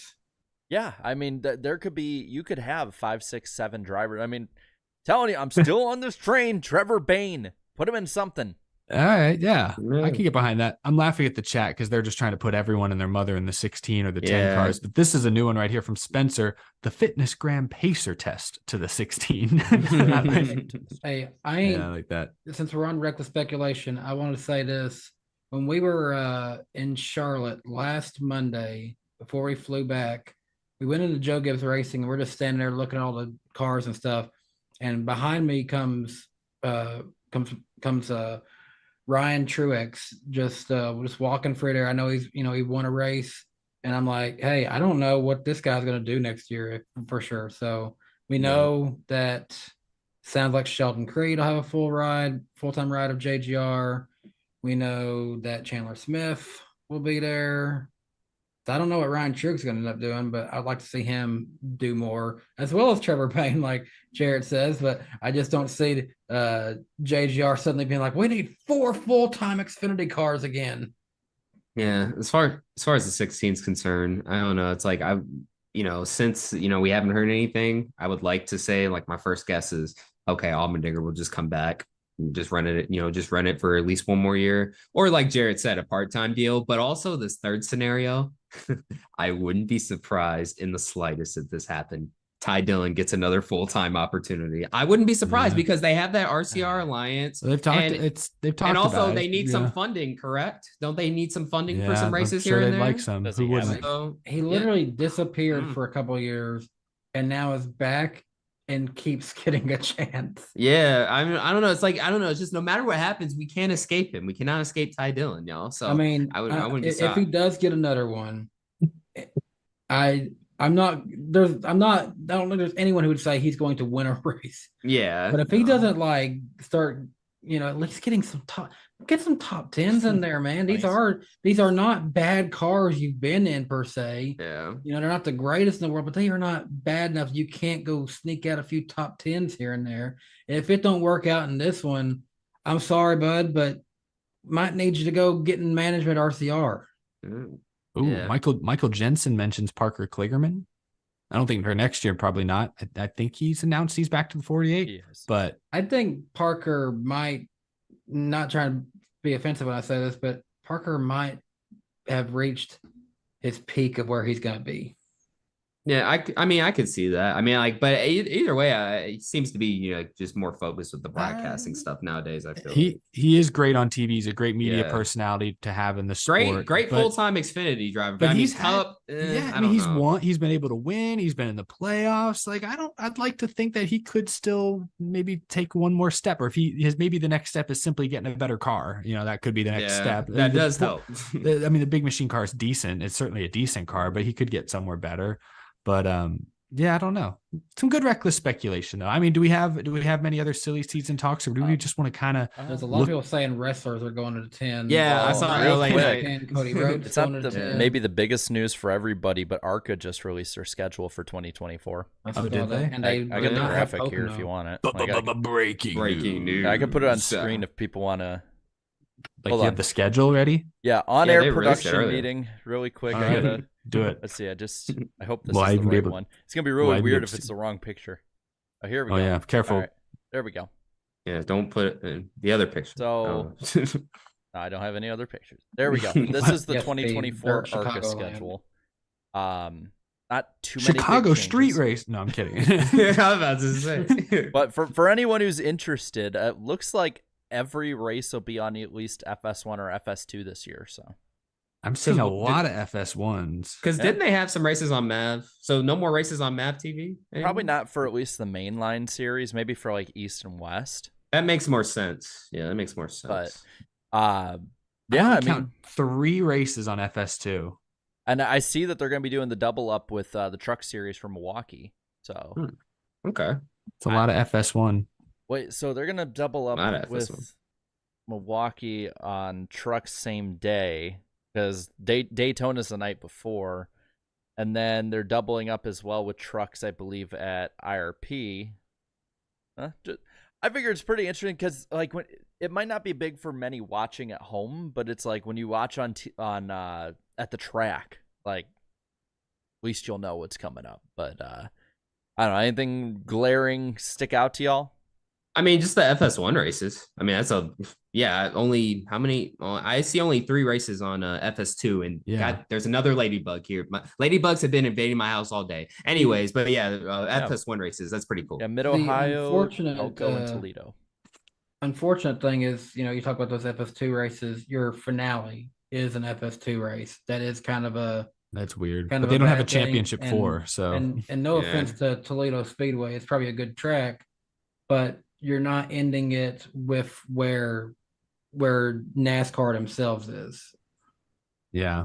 Well, I think it'll probably be like this year. I'm pretty sure Jesse Love locked up the title a couple weeks in Yeah, advance. I was about to say, like, the title will So- probably be locked by then. But I'm interested just because the car counts have been going up a bit. The competitiveness I've noticed has went up a Yeah. bit. I'm interested if we're talking about reckless speculation and ARCA here about Frankie Muniz because he's talking about going straight to trucks. Oh yeah, what's going on Maybe with that? Let's Xfinity. talk about that. Let's Yeah, talk what about the hell that. was that about? Someone announced, or there was a report that he's going Xfinity racing, and then that's Front Stretch reported Yeah. that he would be going to RSS Racing, and there was other people who was also saying that they've heard the same thing from other sources. The team and Frankie themselves both quickly doubled down on that and said, no, nothing's been announced. And Frankie's like, Yeah. news to me. And And I then- get that. That's a huge announcement if it is true. They want to say that themselves, but sure. that's the job of journalists. They're trying to Yeah. get the scoop and Like- get the news out there. Well, I've assuming it's seen- true, we'll have to wait and see, I guess. Yeah, like and to make another point, Danny, like I had seen like some people talking about, well, like this totally messes up like the relationship between reporters and team. I mean, like, but what are they supposed to do here? I mean, like they're supposed to do their job and just get the scoop. That's know? for them to deal with. I Yeah. mean, I it's mean, a like, I fine don't- line. Yeah. Yeah. This is the difference between NASCAR and stick and ball media is like Oh yeah. this like I don't know how many times I've heard about every single person in the NFL that's been a big free agent have stuff leaked about them, about where they're going. I just as a Vikings fan, I just remember Favre watch from like 2008 to 2010 where it's just Yeah. like anything you would hear just like, yeah, so we went fishing today down in Mississippi. He stole about 10 million from the poor allegedly. Allegedly. I'm gonna say something a little controversial here. Oh, One of the biggest hot takes I see about us as NASCAR YouTubers people often say, "Oh, well, they're not legit media because they're not breaking stories. They're not asking the big questions. They're just sharing things that other people said." And at the same time, you'll see someone go break that story and talk about, "Well, they shouldn't have said that. That just spoiled it for the team." And then they talk about, one of us that, "No, they're just talking about what someone already said." Well, where do you want us to meet then? There, Consistency on the internet never existed. We just ignore it. Pretty much. But yeah. So I don't know. Frankie Muniz to Xfinity, that'd be crazy. We'd find out pretty quick if he's actually got the talent. And also too, like that'd be interesting, just like like viewership wise, because not only would you have him, but also Haley Deegan. She does have a following. I know, like talent wise, still questionable, but hey, that makes it more interesting in the midfield. I guess think, especially with sponsor dollars becoming few and far between, more and more every year, especially in the lower series, but even in Cup. I have a feeling that silly season is going to be something we see throughout the off season leading right up to Daytona soon. Like it's going to be something where, so-and-so doesn't have a ride when the Clash is going on, but now all of a sudden they have like an Xfinity or a truck ride going into Daytona 2 weeks later. I think we're going to see stuff like that really start to become, because you've noticed it keeps getting pushed further and further back into the season. Eventually it's going to be in the off season and leading right up to Daytona, which I think is a really interesting dynamic that NASCAR hasn't had in a long time. Yeah, it would be interesting. All right. So if we're done with the reckless speculation, I would like to get into the fantasy league, the final fantasy league standings. Go for it. If we're done. Okay. So well, let's just get to that. I'll just get this out the way. I did not win the championship. Shocker. But hey, I was still in it though. I was in it. But unfortunately, in the main league, I fell outside of the top 5. And the reason why is because I forgot to switch Bell and Blaney out of my garage area. See, I was working. So I have a legit excuse. It's all good. But the final standings are as follows. Sean 48 NY, I had said that you had pretty much clinched the championship. So congratulations. He wins over Trevor Sports 98. And third was Polish Victory Lap. Fourth, the NASCAR Bear. And rounding out the top 5 was Denny Delivers. Can I give a quick shout out too while we're on this? Yeah, go ahead. My wife, she actually had a good lead in this for a little bit. Oh, I see. It was tied. And unfortunately, she did fall off this year, but she tied for 10th with none other than BFM Mom. Yeah, good eye. Nice. Good eye on that. So that's interesting. Yeah, that's it. Like my mom usually does better at these. She was off too. She was off a ton this year. She'll even say that. But I need somebody to clip Danny saying, "Oh, my wife, she fell off this year." Fell off this year. Claudia, you fell off. Out of context. Yeah. Did she come? Hey, be careful. She's gonna come in with the season premiere is gonna be at Danny B's funeral next year. Yeah, about to say. Yeah, and then in the second league, we had a much closer battle. But oh wow, dude, like it was very close. Oh my goodness. And in the end, winning by a little over 30 points, we have Race Roar 48. In second, Common Chase Elliott. He was mostly in the top 5 all year, but now he's in the top 2. That's what's up. Room HMS finishes third, and tied for fourth is 42 Larson 5 and myself. Black Flags Matter. And thank you guys so much for playing. So since we have 2, I believe the way it works is I believe the same people stay in, but I don't know, like we can either do that or I would like to start another one. So we'll see. We'll decide how it goes. You start like fresh, just like start a whole new one and just focus on that one next year and see who gets in. I can, I mean, since we did 2, I can do that again. Yeah, I can do that again. If we keep adding new leagues every year, that's what I'm saying. People to keep up with. 3. No. 5, it would be just the same 2 this year, so we can get as many people as possible. Yeah. Well, that's good stuff. Appreciate everybody playing along on that.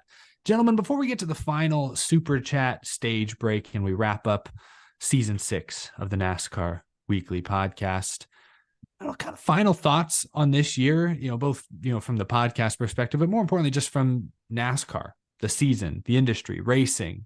I mean, who wants to lead us off here? Like the way what I take away from this year is this was like the official changing of the guard. You had 4 young guys in the championship 4.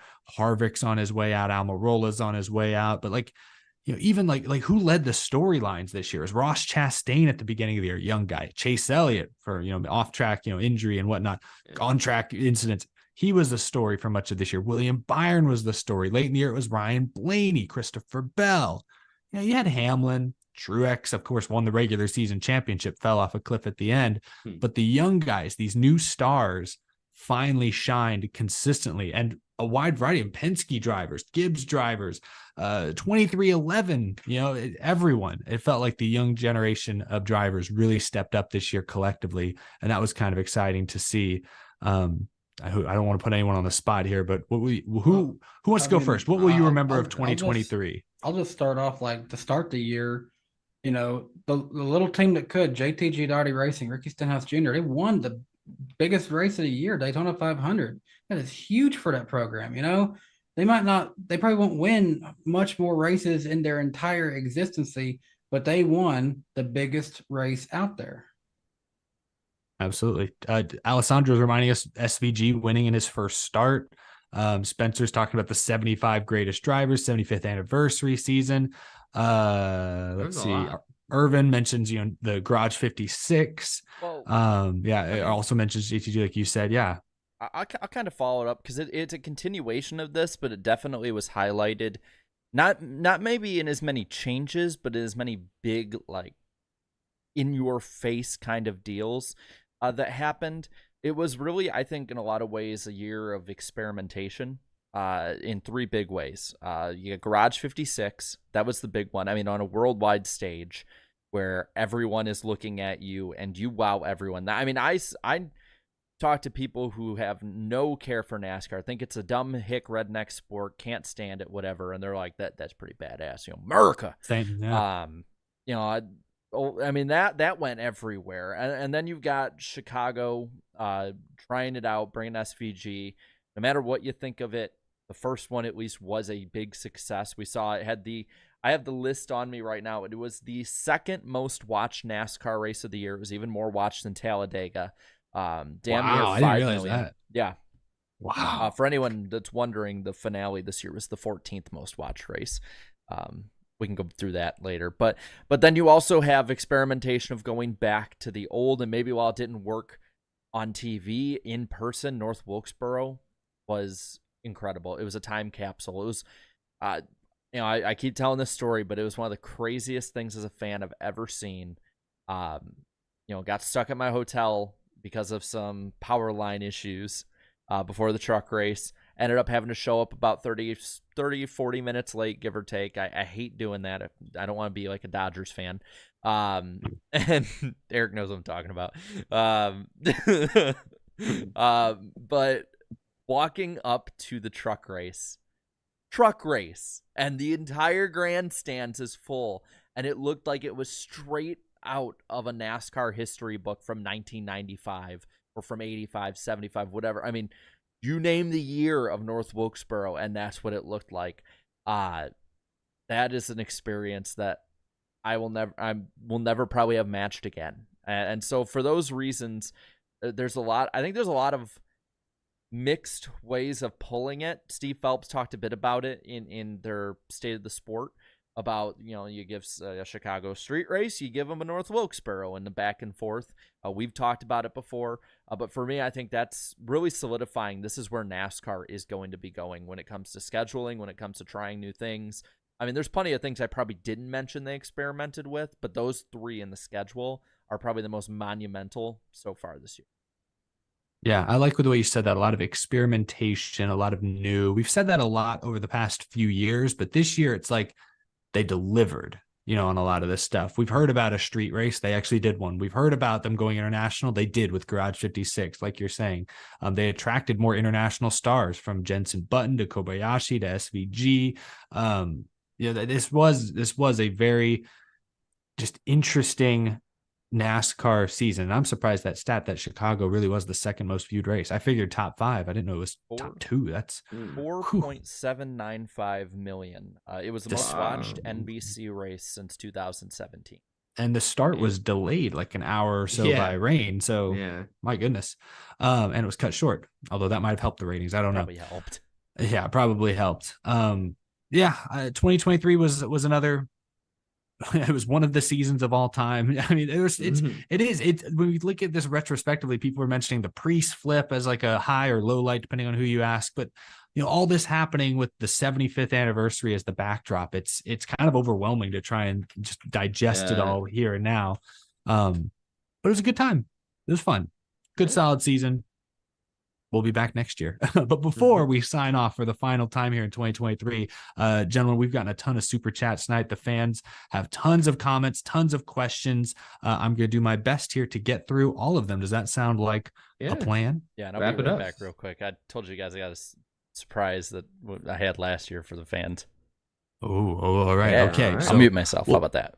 We'll pick things up with Grid Flow. Says Dynasty is 3 and 5 years, not 2 with separate teams. Okay, no, so 3 and 6 though. He's pushing back against our Penske Dynasty we're trying to form. 3 and 6 though. That's what I'm saying. The chats pick points Dynasty. Everyone's a Dynasty now. Yeah. Hunter sent a super chat earlier. Congrats to Blaney on his title win. Now, what is each of your guys' preferred points format? Year-end points, chase, or playoffs? I'll say the chase where you got the extra points for the wins, but it was the top 10. Yeah, that's my favorite. I would go current playoff system, although I'm not a huge fan of the one race champion, and I don't love how complicated it is, although I think it does a good job rewarding both regular season while putting an emphasis on the final 10 races. Yeah. Danny, I don't know. Does Danny have a hot take? No. You got a point system? No. At this point, I don't know what to think of it anymore. I know. I feel like I've lost hair trying to figure it all out. So I just sort of roll with it at this point. Phoebe sent a super chat. The current Ford Mustang Cup car will go down as undefeated 2-0 championship since they are changing it next year. Oh yeah. Somebody else mentioned that earlier. Yeah, that's a interesting stat. Fun fact for sure. Snappy. I read this super chat earlier. This was he was a big fan of Chastain's sort of just not giving an F mentality in victory lane. Yep, for sure. Phoebe sent another super chat saying, y'all laughed last week when I said this may be the first race a non-championship guy wins. Phoebe redemption. I did. Yeah. Hey, you got us, man. Man, say our words, man. They did. Good job. Yeah. Yeah, good job. Fred Dog 81 says Penske should have talked to Heim the way he's talked to Blaney. Fact was he was still in the race championship and screwed up. Take it out on Hocevar later. Yeah, so that's certainly one take on it. Got some growing up to do. Yeah, it was gonna be tough. I think it was gonna be tough for him to win the championship from where he was at. So it is what it is. He had redemption, revenge in his sights. He took it. Don't blame him for being mad, but the timing certainly could have been better. Will Griffin says, will Chase and Al Gustin be able to reset this offseason and look like 20-22 Chase and AG? My girlfriend is a Blaney fan. She was more nervous than I was in 2020. Man, that's the second person who said, no, the last person said it was their ex-girlfriend who's a Blaney fan. Oh, yeah. The ladies really like Ryan Blaney. Chase, the ladies and my dad. My dad also is a Ryan Blaney fan. He was calling me Sunday night all excited about Blaney winning the championship. Nah, but Chase Elliott, he'll be back. They'll be, spoiler. I'm picking him to make the playoffs next year. Yeah, don't take it on. Don't take it out on Alan Gustafson, bro. He's a great crew chief. He will bring him back. They'll be back. Hunter with this super chat brings up something I think we referenced earlier. He mentions from Door Bumper Clear, from the way they made it seem, NASCAR was not pleased Ross was racing Blaney for the lead and expected Ross to let Blaney go. Ross's spotter responded, "I'm trying to win the race." I like that. I went back and heard that clip, and there was actually someone from NASCAR Communications on Twitter who said that it wasn't true, that the NASCAR official was actually going over to sort of calm things down between Blaney and Chastain's spotters who were mad at each other because they'd been running into each other on track. So, if NASCAR was actually going to a driver's team and saying, "Hey, we need you to back off," that's a really bad look. That questions the integrity of the entire race. Yeah. But if it was more of like, hey, in the vein of, "Hey, we don't want another crap show like Friday night. Keep it cool. The championship is a big picture. Like, play cool, you guys." Like, that's a little different. To me, that's like in baseball when like the umpires, try to split people up when the bench is clear. Like, that's a little more understandable. But we don't know. There's two different stories out there right now. Here's the surprise. From last year. I remember last year. Oh, he's got the smoking that whiskey and cigar dynasty pack. Team Penske went out already. It is a cheap one. Kevin Stallman sent 5, said, tell Darian not to make that bad seasons video. He's going to get a bunch of fans after him if he goes through with this one. Hendrick driver. No, I'm not doing a bad season. I got other videos in the works, bro. It's all good. Matthew sent a generous 20 super chat earlier, said, well, as a Larson fan, last year stung, but this year's going to hurt for a while, but we fought hard, and next year your Penske dynasty ain't ready for the 5 and HMS clinic that we're going to dish on this field. Let's go 5. Ooh, I like the confidence there from Hunter. Wait, hold on. Matthew Brown. He said like, what did he say? He said as a Larson fan, he's not over it or something. Like he said, the championship 4, bro. Well, this one hurt. I mean, you get so close to winning it and you come up just short. It stings. I get it. See, I was a junior fan growing up, so it was like, we're close. Yeah, not like that. What it's like. By the way, Jared, Claudia told me to tell you congrats on beating Alabama. Huh? Claudia told me to tell you congrats on beating Alabama, because after Tennessee beats Alabama or they beat us, they always smoke a cigar. Nice. I'm above that. It's tradition. Fred Dog says, sent another super chat. What does the future hold for Harvick besides broadcasting? I think he remains very involved in NASCAR, maybe becomes an owner again. He owns the Cars Tour with Marks and Junior and Burton, right? Yeah. So he's very involved in racing. Obviously, his son is coming up through, I don't know, is he still in like go-karts? I don't know what Keelan drives now, but yeah, I'm sure Harvick's going to be around for sure. I don't know what capacity anything's on the table, I think, for Harvick. We'll be on Fox. We know that. A Prada sent 10 and said, Danny, Jeff Gordon led 9 laps in the 2015 Ford 400. If NASCAR doesn't call a debris caution for Casey Kane slowing down, Jeff likely leads double-digit laps in his last race. Yeah. Wow, what a stat. That very specific. Hell of a fact. Yeah, fun fact right there. That's the kind of fact only a true hardcore Jeff Gordon fan would be ready to pull out. Yeah.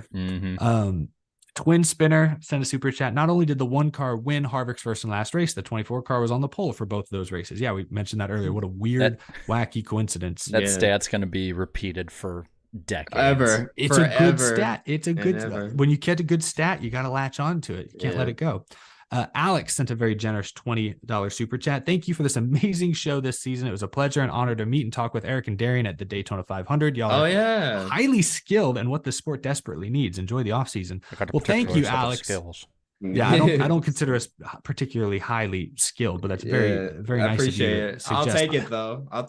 My ego is going to ride with that one for a few days now. I'll take it. I like a highly skilled while I'm over here fumbling with YouTube Studio. Where did my buttons go? All right. Thank you, Rowdy8 Diecast sent a super chat. Thanks for the great season. See y'all next year. Thank you, Rowdy8 Diecast. Nas Carson says, is YouTube the best way to ask a motorsport question, or is Twitter, Facebook, or another social media app better during the off season? Have a great holidays. I think it depends on what kind of answer you want. Yeah. It depends on what type of response you want, so just, Twitter can be a little more critical, I guess. Facebook, you're going to get, don't go to Facebook. You're probably going to lean. Yeah, I would lean away from Facebook maybe. YouTube's always been pretty cool, but it's pretty chill. Your comments can kind of get buried in a sea of comments depending on which videos you're under. It's probably the most. I would say YouTube comments nowadays are probably the most chill, like a normal, least toxic. If you go to Reddit, you're either going to get loved or they're going to hate you. There's no in between. Yeah, Reddit can be good, but it is one way or another. It can be very split. Hello FR sent 2 and said, y'all complained about the playoffs when the 2007 Giants exist. Oh my god, bro! Don't talk, bro. People making those comments are the reason I drink. Yeah, come on, bro. I hate that. It is not the same in any way. I cannot stand that. Well, it's the same in some ways, but not. But not at its core. Like they wear the same It's like the same clothing, but nothing under. There's nothing of substance underneath. The only thing they have of substance about that argument underneath whatsoever. I can't stand that point because it does not equate at all to motorsport. Yeah, stop it. Cut it out. Jarrett, and in the season, spicy. Ryan sent a $20 super chat earlier this evening. Despite being a Gordon fan, I never saw him win any of his 4 championships. So I was really pulling for Byron just to see the 24 win, but I have a ton of respect for Blaney, so I'm not too disappointed.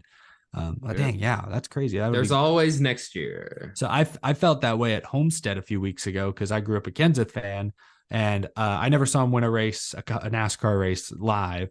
But then when Bell won, that was my first time seeing, I think, the 20 win a race in person. And so it was kind of, I remember sitting there on pit road watching him do burnouts. And yeah, it was like a black and red 20. Matt Kenseth, he kind of had a red car one year, but never really drove. It didn't look the same, but it was still one of those like, there's the 20 doing burnouts, but it's someone else, it was just interesting.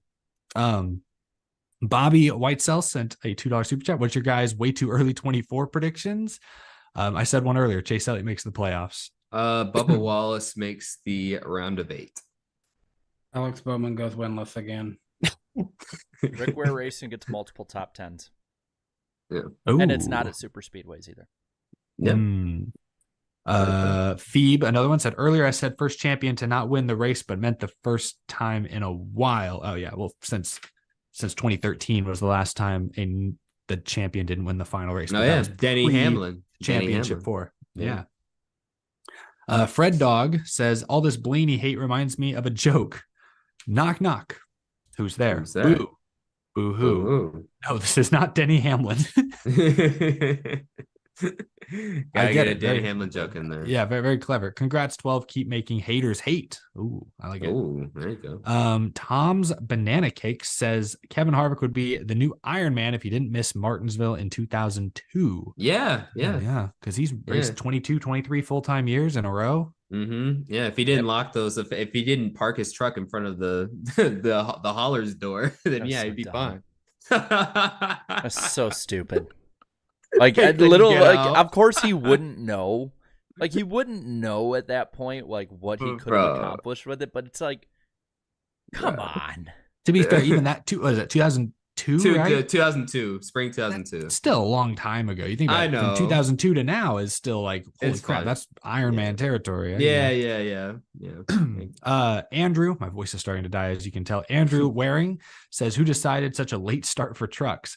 I don't know, but bless them because less people saw that calamity because of the late start time. We'll be back 2 hours next year. Yeah, let's start at midnight Eastern time. No, it's starting at 7 or at 8, I think. 80. So 8 next year? Yeah. They should start at midnight, so even fewer. Like that's like a punishment. Adult Swim NASCAR. There you go. Y'all effed up so bad this year. Your punishment is the worst time slot imaginable. Man. Adult Swim hours. Ryan Idius says, question, which is worse, Knoxville 21 or Phoenix 23? I thought about Knoxville. I don't remember it as well. Phoenix feels worse to me because of the championship. Yeah, I was about to say that. Yeah, Phoenix because of the they get I think they get not a pass, but an understanding, like, because scowl for Knoxville. And also too, like that, up to that point, that wasn't like a regular track, and they don't race there no more either. So they get a kind of a pass. Phoenix, no excuse. We got a lot of super chats to get to. I appreciate the support. Garabuki sent a 20. Everyone ragging on Carson, but I lost all respect for Heim. Dude wasn't wrecked and was still in the lead lap, sees red and used his truck as a wrecking ball for petty revenge. It's the championship race. Embarrassing. Oof, I just said the timing could have been better. Garabuki here went all in, said it was all bad. My goodness. Twin Spinner says should have penalized Heim even more for being the catalyst that started that abomination of overtimes. Yeah, that's another good way to look at it. Sure. Garabuki said, just remember y'all lost to a chat who picked Ty Dillon to win a race. That is a fact. Yeah, that is a fact. I did not need that reminder. And also, didn't they pick Almirola last year? It took thousands of people to beat 4. That's the way I see it.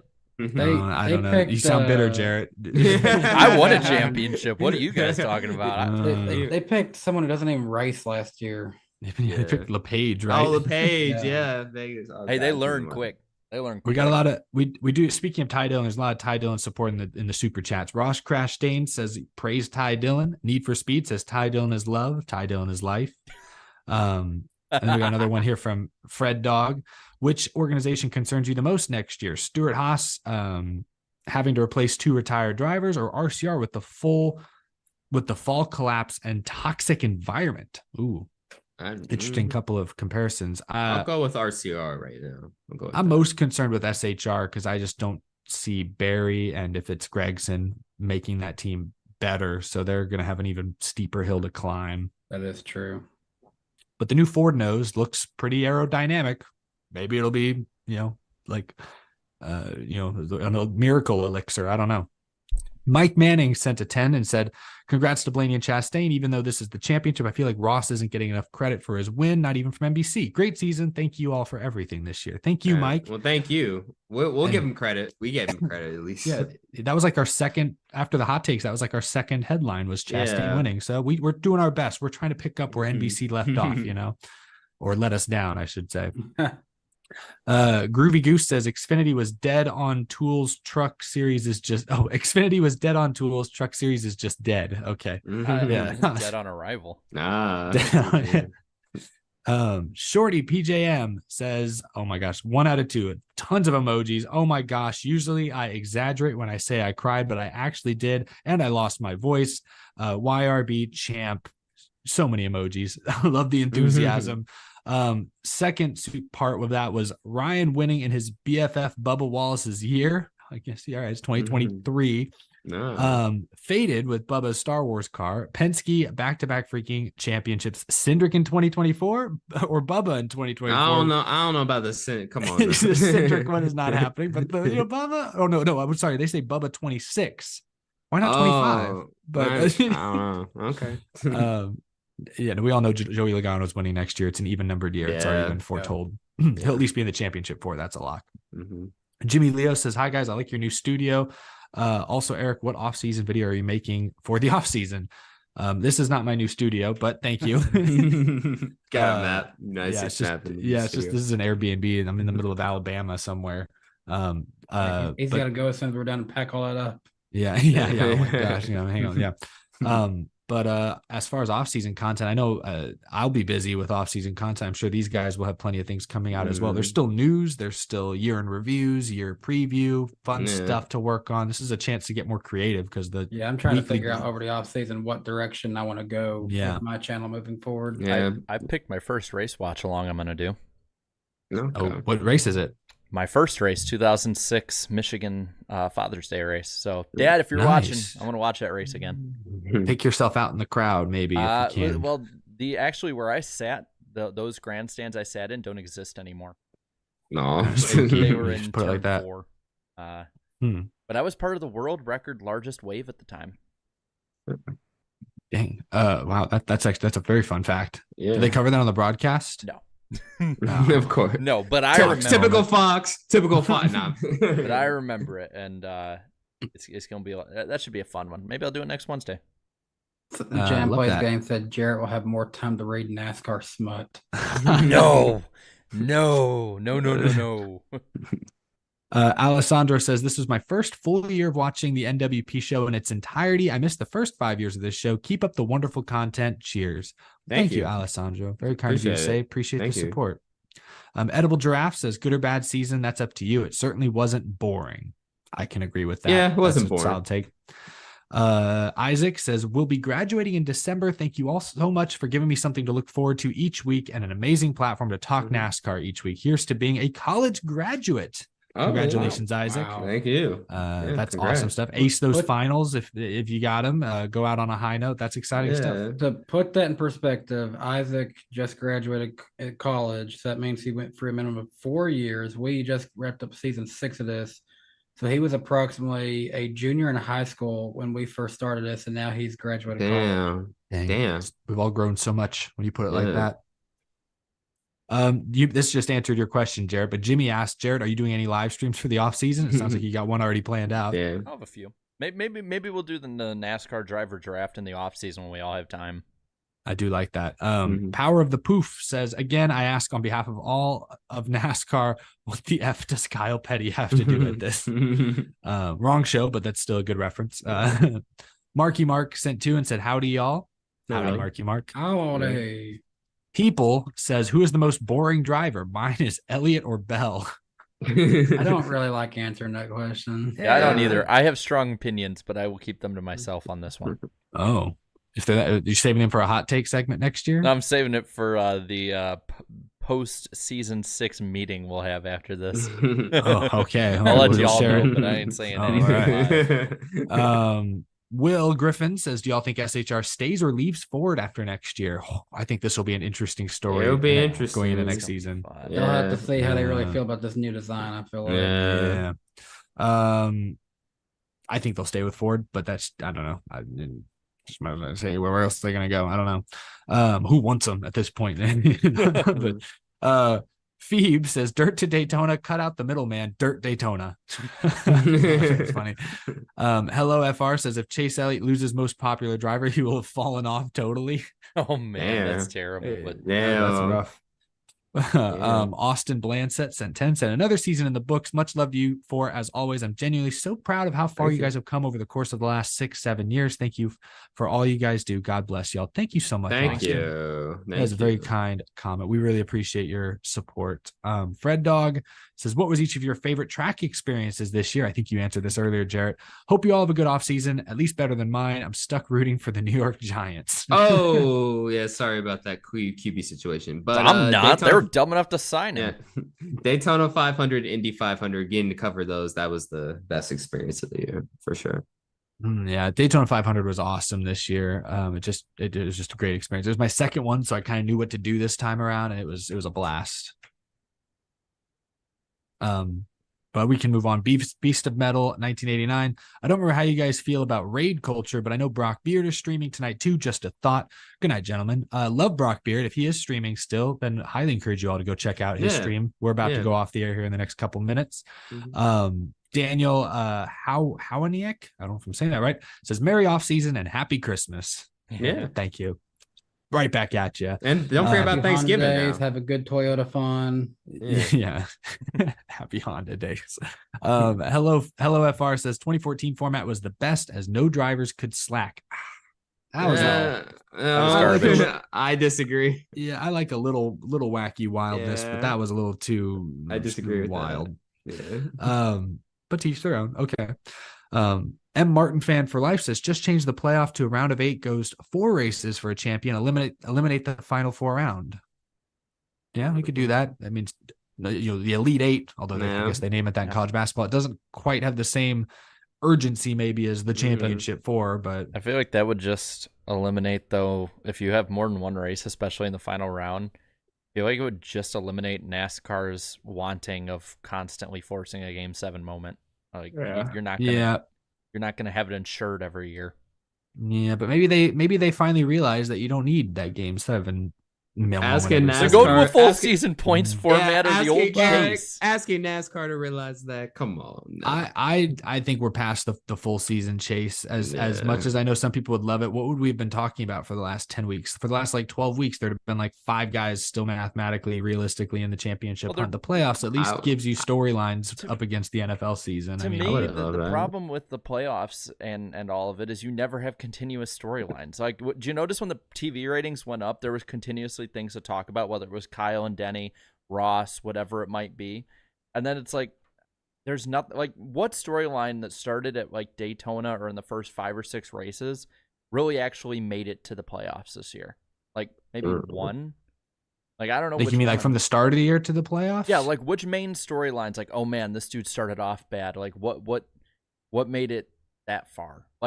Well, if you're looking at least at making a chase off of points, which I think is the best middle ground you can have between the two, oh man, so-and-so, Chase Elliott crashed, if he'd made the full season, he crashed at Daytona. He's already stuck way back there. He's going to have to claw his way back up and be good every week.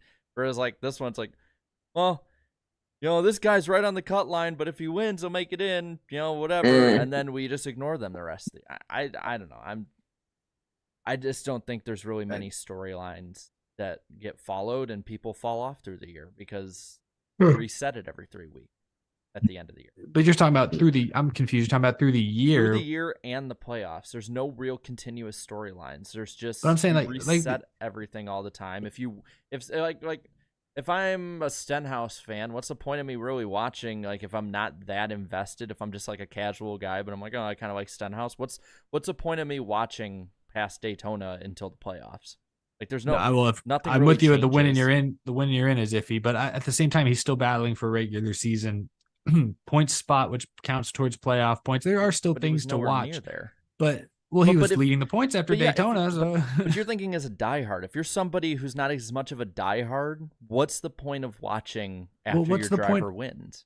But I'm just saying, what's the point of watching the final 10 races if your driver's 15th in points and football's on? You know, like I'm just saying, like I think my point is, I think the NFL. Too.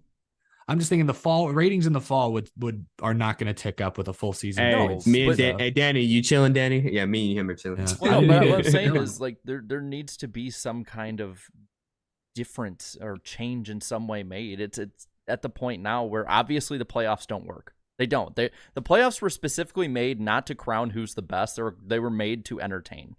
Like the NASCAR championship does not in any way show who was the best.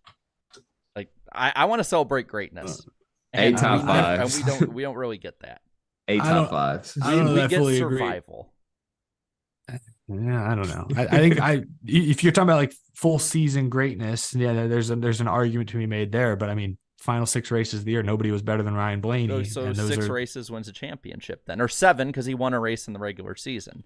I hold this in every year, and it just obviously more and more people fall off every year, seeing how nobody really cares about the finale. But more at people are this falling point. off in the regular season too every year. So it's like it's the playoffs aren't Not as perfect, much. but I'm not following the lack of storylines. Like we had storylines come up in the regular season, like Chastain, does he need to dial it back? And then Yeah, that for like died before the 5 playoffs. weeks. I know, but like that was a storyline, and that traced that Chastain versus Hamlin versus Elliott versus Hamlin. Like those tracked for a couple weeks, and then they went away, and that was just during the regular season. Like what happened anyway. But a guy who doesn't win, like a guy who wins, I should say, if they blow an engine, it really doesn't matter. I'm talking to a person who's one of us. We're gonna see every little intricacy that's wrong. We're gonna see that, but. To someone who's just watching NASCAR for the first time, they're like, "Oh, this guy's in the playoffs anyway. Like, it doesn't really matter that he blew an engine." Like, I get what there you're needs to saying. be some kind of stakes throughout the year. The regular season, you can skip over half the time. You can, if your driver misses the playoffs, there's a real argument, and everyone wants to argue with the Chase Elliott effect, that you can skip the playoffs because it doesn't matter. Your driver won't get covered. It's fundamentally from beginning to end of the season, in my opinion, flawed. Well, if your argument is we should just let the top 16 in on points and not worry about winning your end, I'm agree with you there. Top 10, you need to. But I'm ready to celebrate greatness over mediocrity. Hey, that's Ellie, fine too. Ellie Productions, I agree. Let's just go back. Yeah, let's go back to that whole system. Yeah, back to it's worth prize money. Do it, I think Blaney yeah. might have still won because he won the Coke 600. He won Daytona. All right, when he won the Darian, what do you All-Star wanna- race last year. Darian, what do you want to fight about now? Let's fight about something. Yeah. Let's I don't know. WWE stars. Let's go. Michael Jensen sent a 20, said that was this was Byron's breakout. You're also great to see Kyle Busch succeeding without Gibbs. Hope that next year LaJoy takes the next step with Andretti and Gamebridge adding more money. Yes, that will be an interesting team to watch next year. For sure. Appreciate the super chat, Michael. Movement says Road America should be the championship race. Have it in the snow. Good luck figuring that rules package out. West Virginia, everyone's saying Chase is going to bounce back next year and go for the championship, but I feel like Bowman is going to shock everyone and make the final 4, pull like a Logano, miss the playoffs one year, win the championship the next. Be Is that what lucky we're that gonna Hack see? even makes the playoffs. Gosh, Danny, it's so hard to watch. Yeah. Alessandro says, will any of you guys be doing any live streams? I've got a few of these questions, but Jared answered he'll be doing some. We'll be doing a few. Yeah. I don't know if I'll have any live streams, maybe some. I'm definitely bringing back the video game streams. Just wait until I see what I got planned for that. I'll try to announce if ahead of time if I'm going to do one, but no guarantees. I might have to ask the 2 that live near me to come over. We'll stream some pool or something in the off season. Yeah, I'm down for that. Yeah, I'm down for We'll that. see. Let's do it. Too Tough to Tame says thanks for being my Wednesday night fatherly figures. Oh, whoa. That makes me Thank feel you. old. I appreciate it. I'm I- flattered. Thank you. That's interesting. I am Thank you, pretty Too old, Tough to so. Tame. Yeah. Snappy says finish the romance novel stream with the cigar and whiskey. Yeah, I forgot. We would need a lot of whiskey. Yeah. The chat probably would for that one. Joseph Wheeler says with NASCAR letting everyone know that they have an electric car, does this bring Dodge back to the table for a future Cup or EV series? I have no idea. That's what I thought was probably the most interesting part of Steve Phelps of the State of the Sport address was when he was talking about kind of like how the auto, I think maybe it was O'Donnell actually talked about how the auto industry is very much in flux. Things are changing every few weeks or months. Priorities for these manufacturers are changing. And so it's hard for NASCAR to like commit to, like, they were supposed to have a new engine package of some sort by like next year. Like this was a few years ago. They're like, yeah, by 2024, there'll be a new engine, maybe some electrification, hybrid component. Like they were talking about that a few years ago, and it was going to be 2024. Obviously that's not happening. And I think it's because so much of the real world auto industry, what the manufacturers want to invest in, I think their priorities change so often that it's hard for NASCAR to commit. Yeah. So, I don't know. I think anything is on and off the table at the same time. Like it's so unknown. There's not going to be, the Cup Series isn't going electric maybe ever, but certainly not anytime soon. An electric vehicle series, like a separate series, that, it's not going to happen next year most likely, but that could happen in the near future, especially if manufacturers want to do it. Marky Mark says Danny B looks tired. Here's a pillow. Oh yeah, still tired. Yeah. Movement says the regular season champion should automatically get a spot in the round of 8. Regular season runner-up advances to the round of 12. Yeah, I'm okay with that, but then you really are placing no reason to race for a few weeks. Yeah. Like even going back to Jarrett's argument, like even if you win the season opening Daytona 500, there's still a reason to race the next 25 weeks and follow along, because you win stages, you win, you get more points, you boost your regular season standing finish. There are still playoff points on the line. If you're just giving guys automatic berths for 6 weeks in advance, like then there's just no reason to do anything. And I think that's pushing it for sure. Think about Truex won the regular season championship, made it to the round of 8 this year, despite being terrible. So I think the regular season champion already gets a pretty good advantage. Yeah.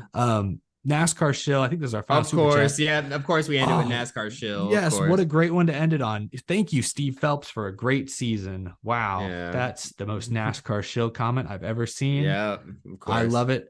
I will cherish that one forever. Gentlemen, I know we went way over time, but hey, you got a lot of support though. I appreciate it. We got a lot of super chats tonight. Very much appreciate the support, you guys, tonight and all season.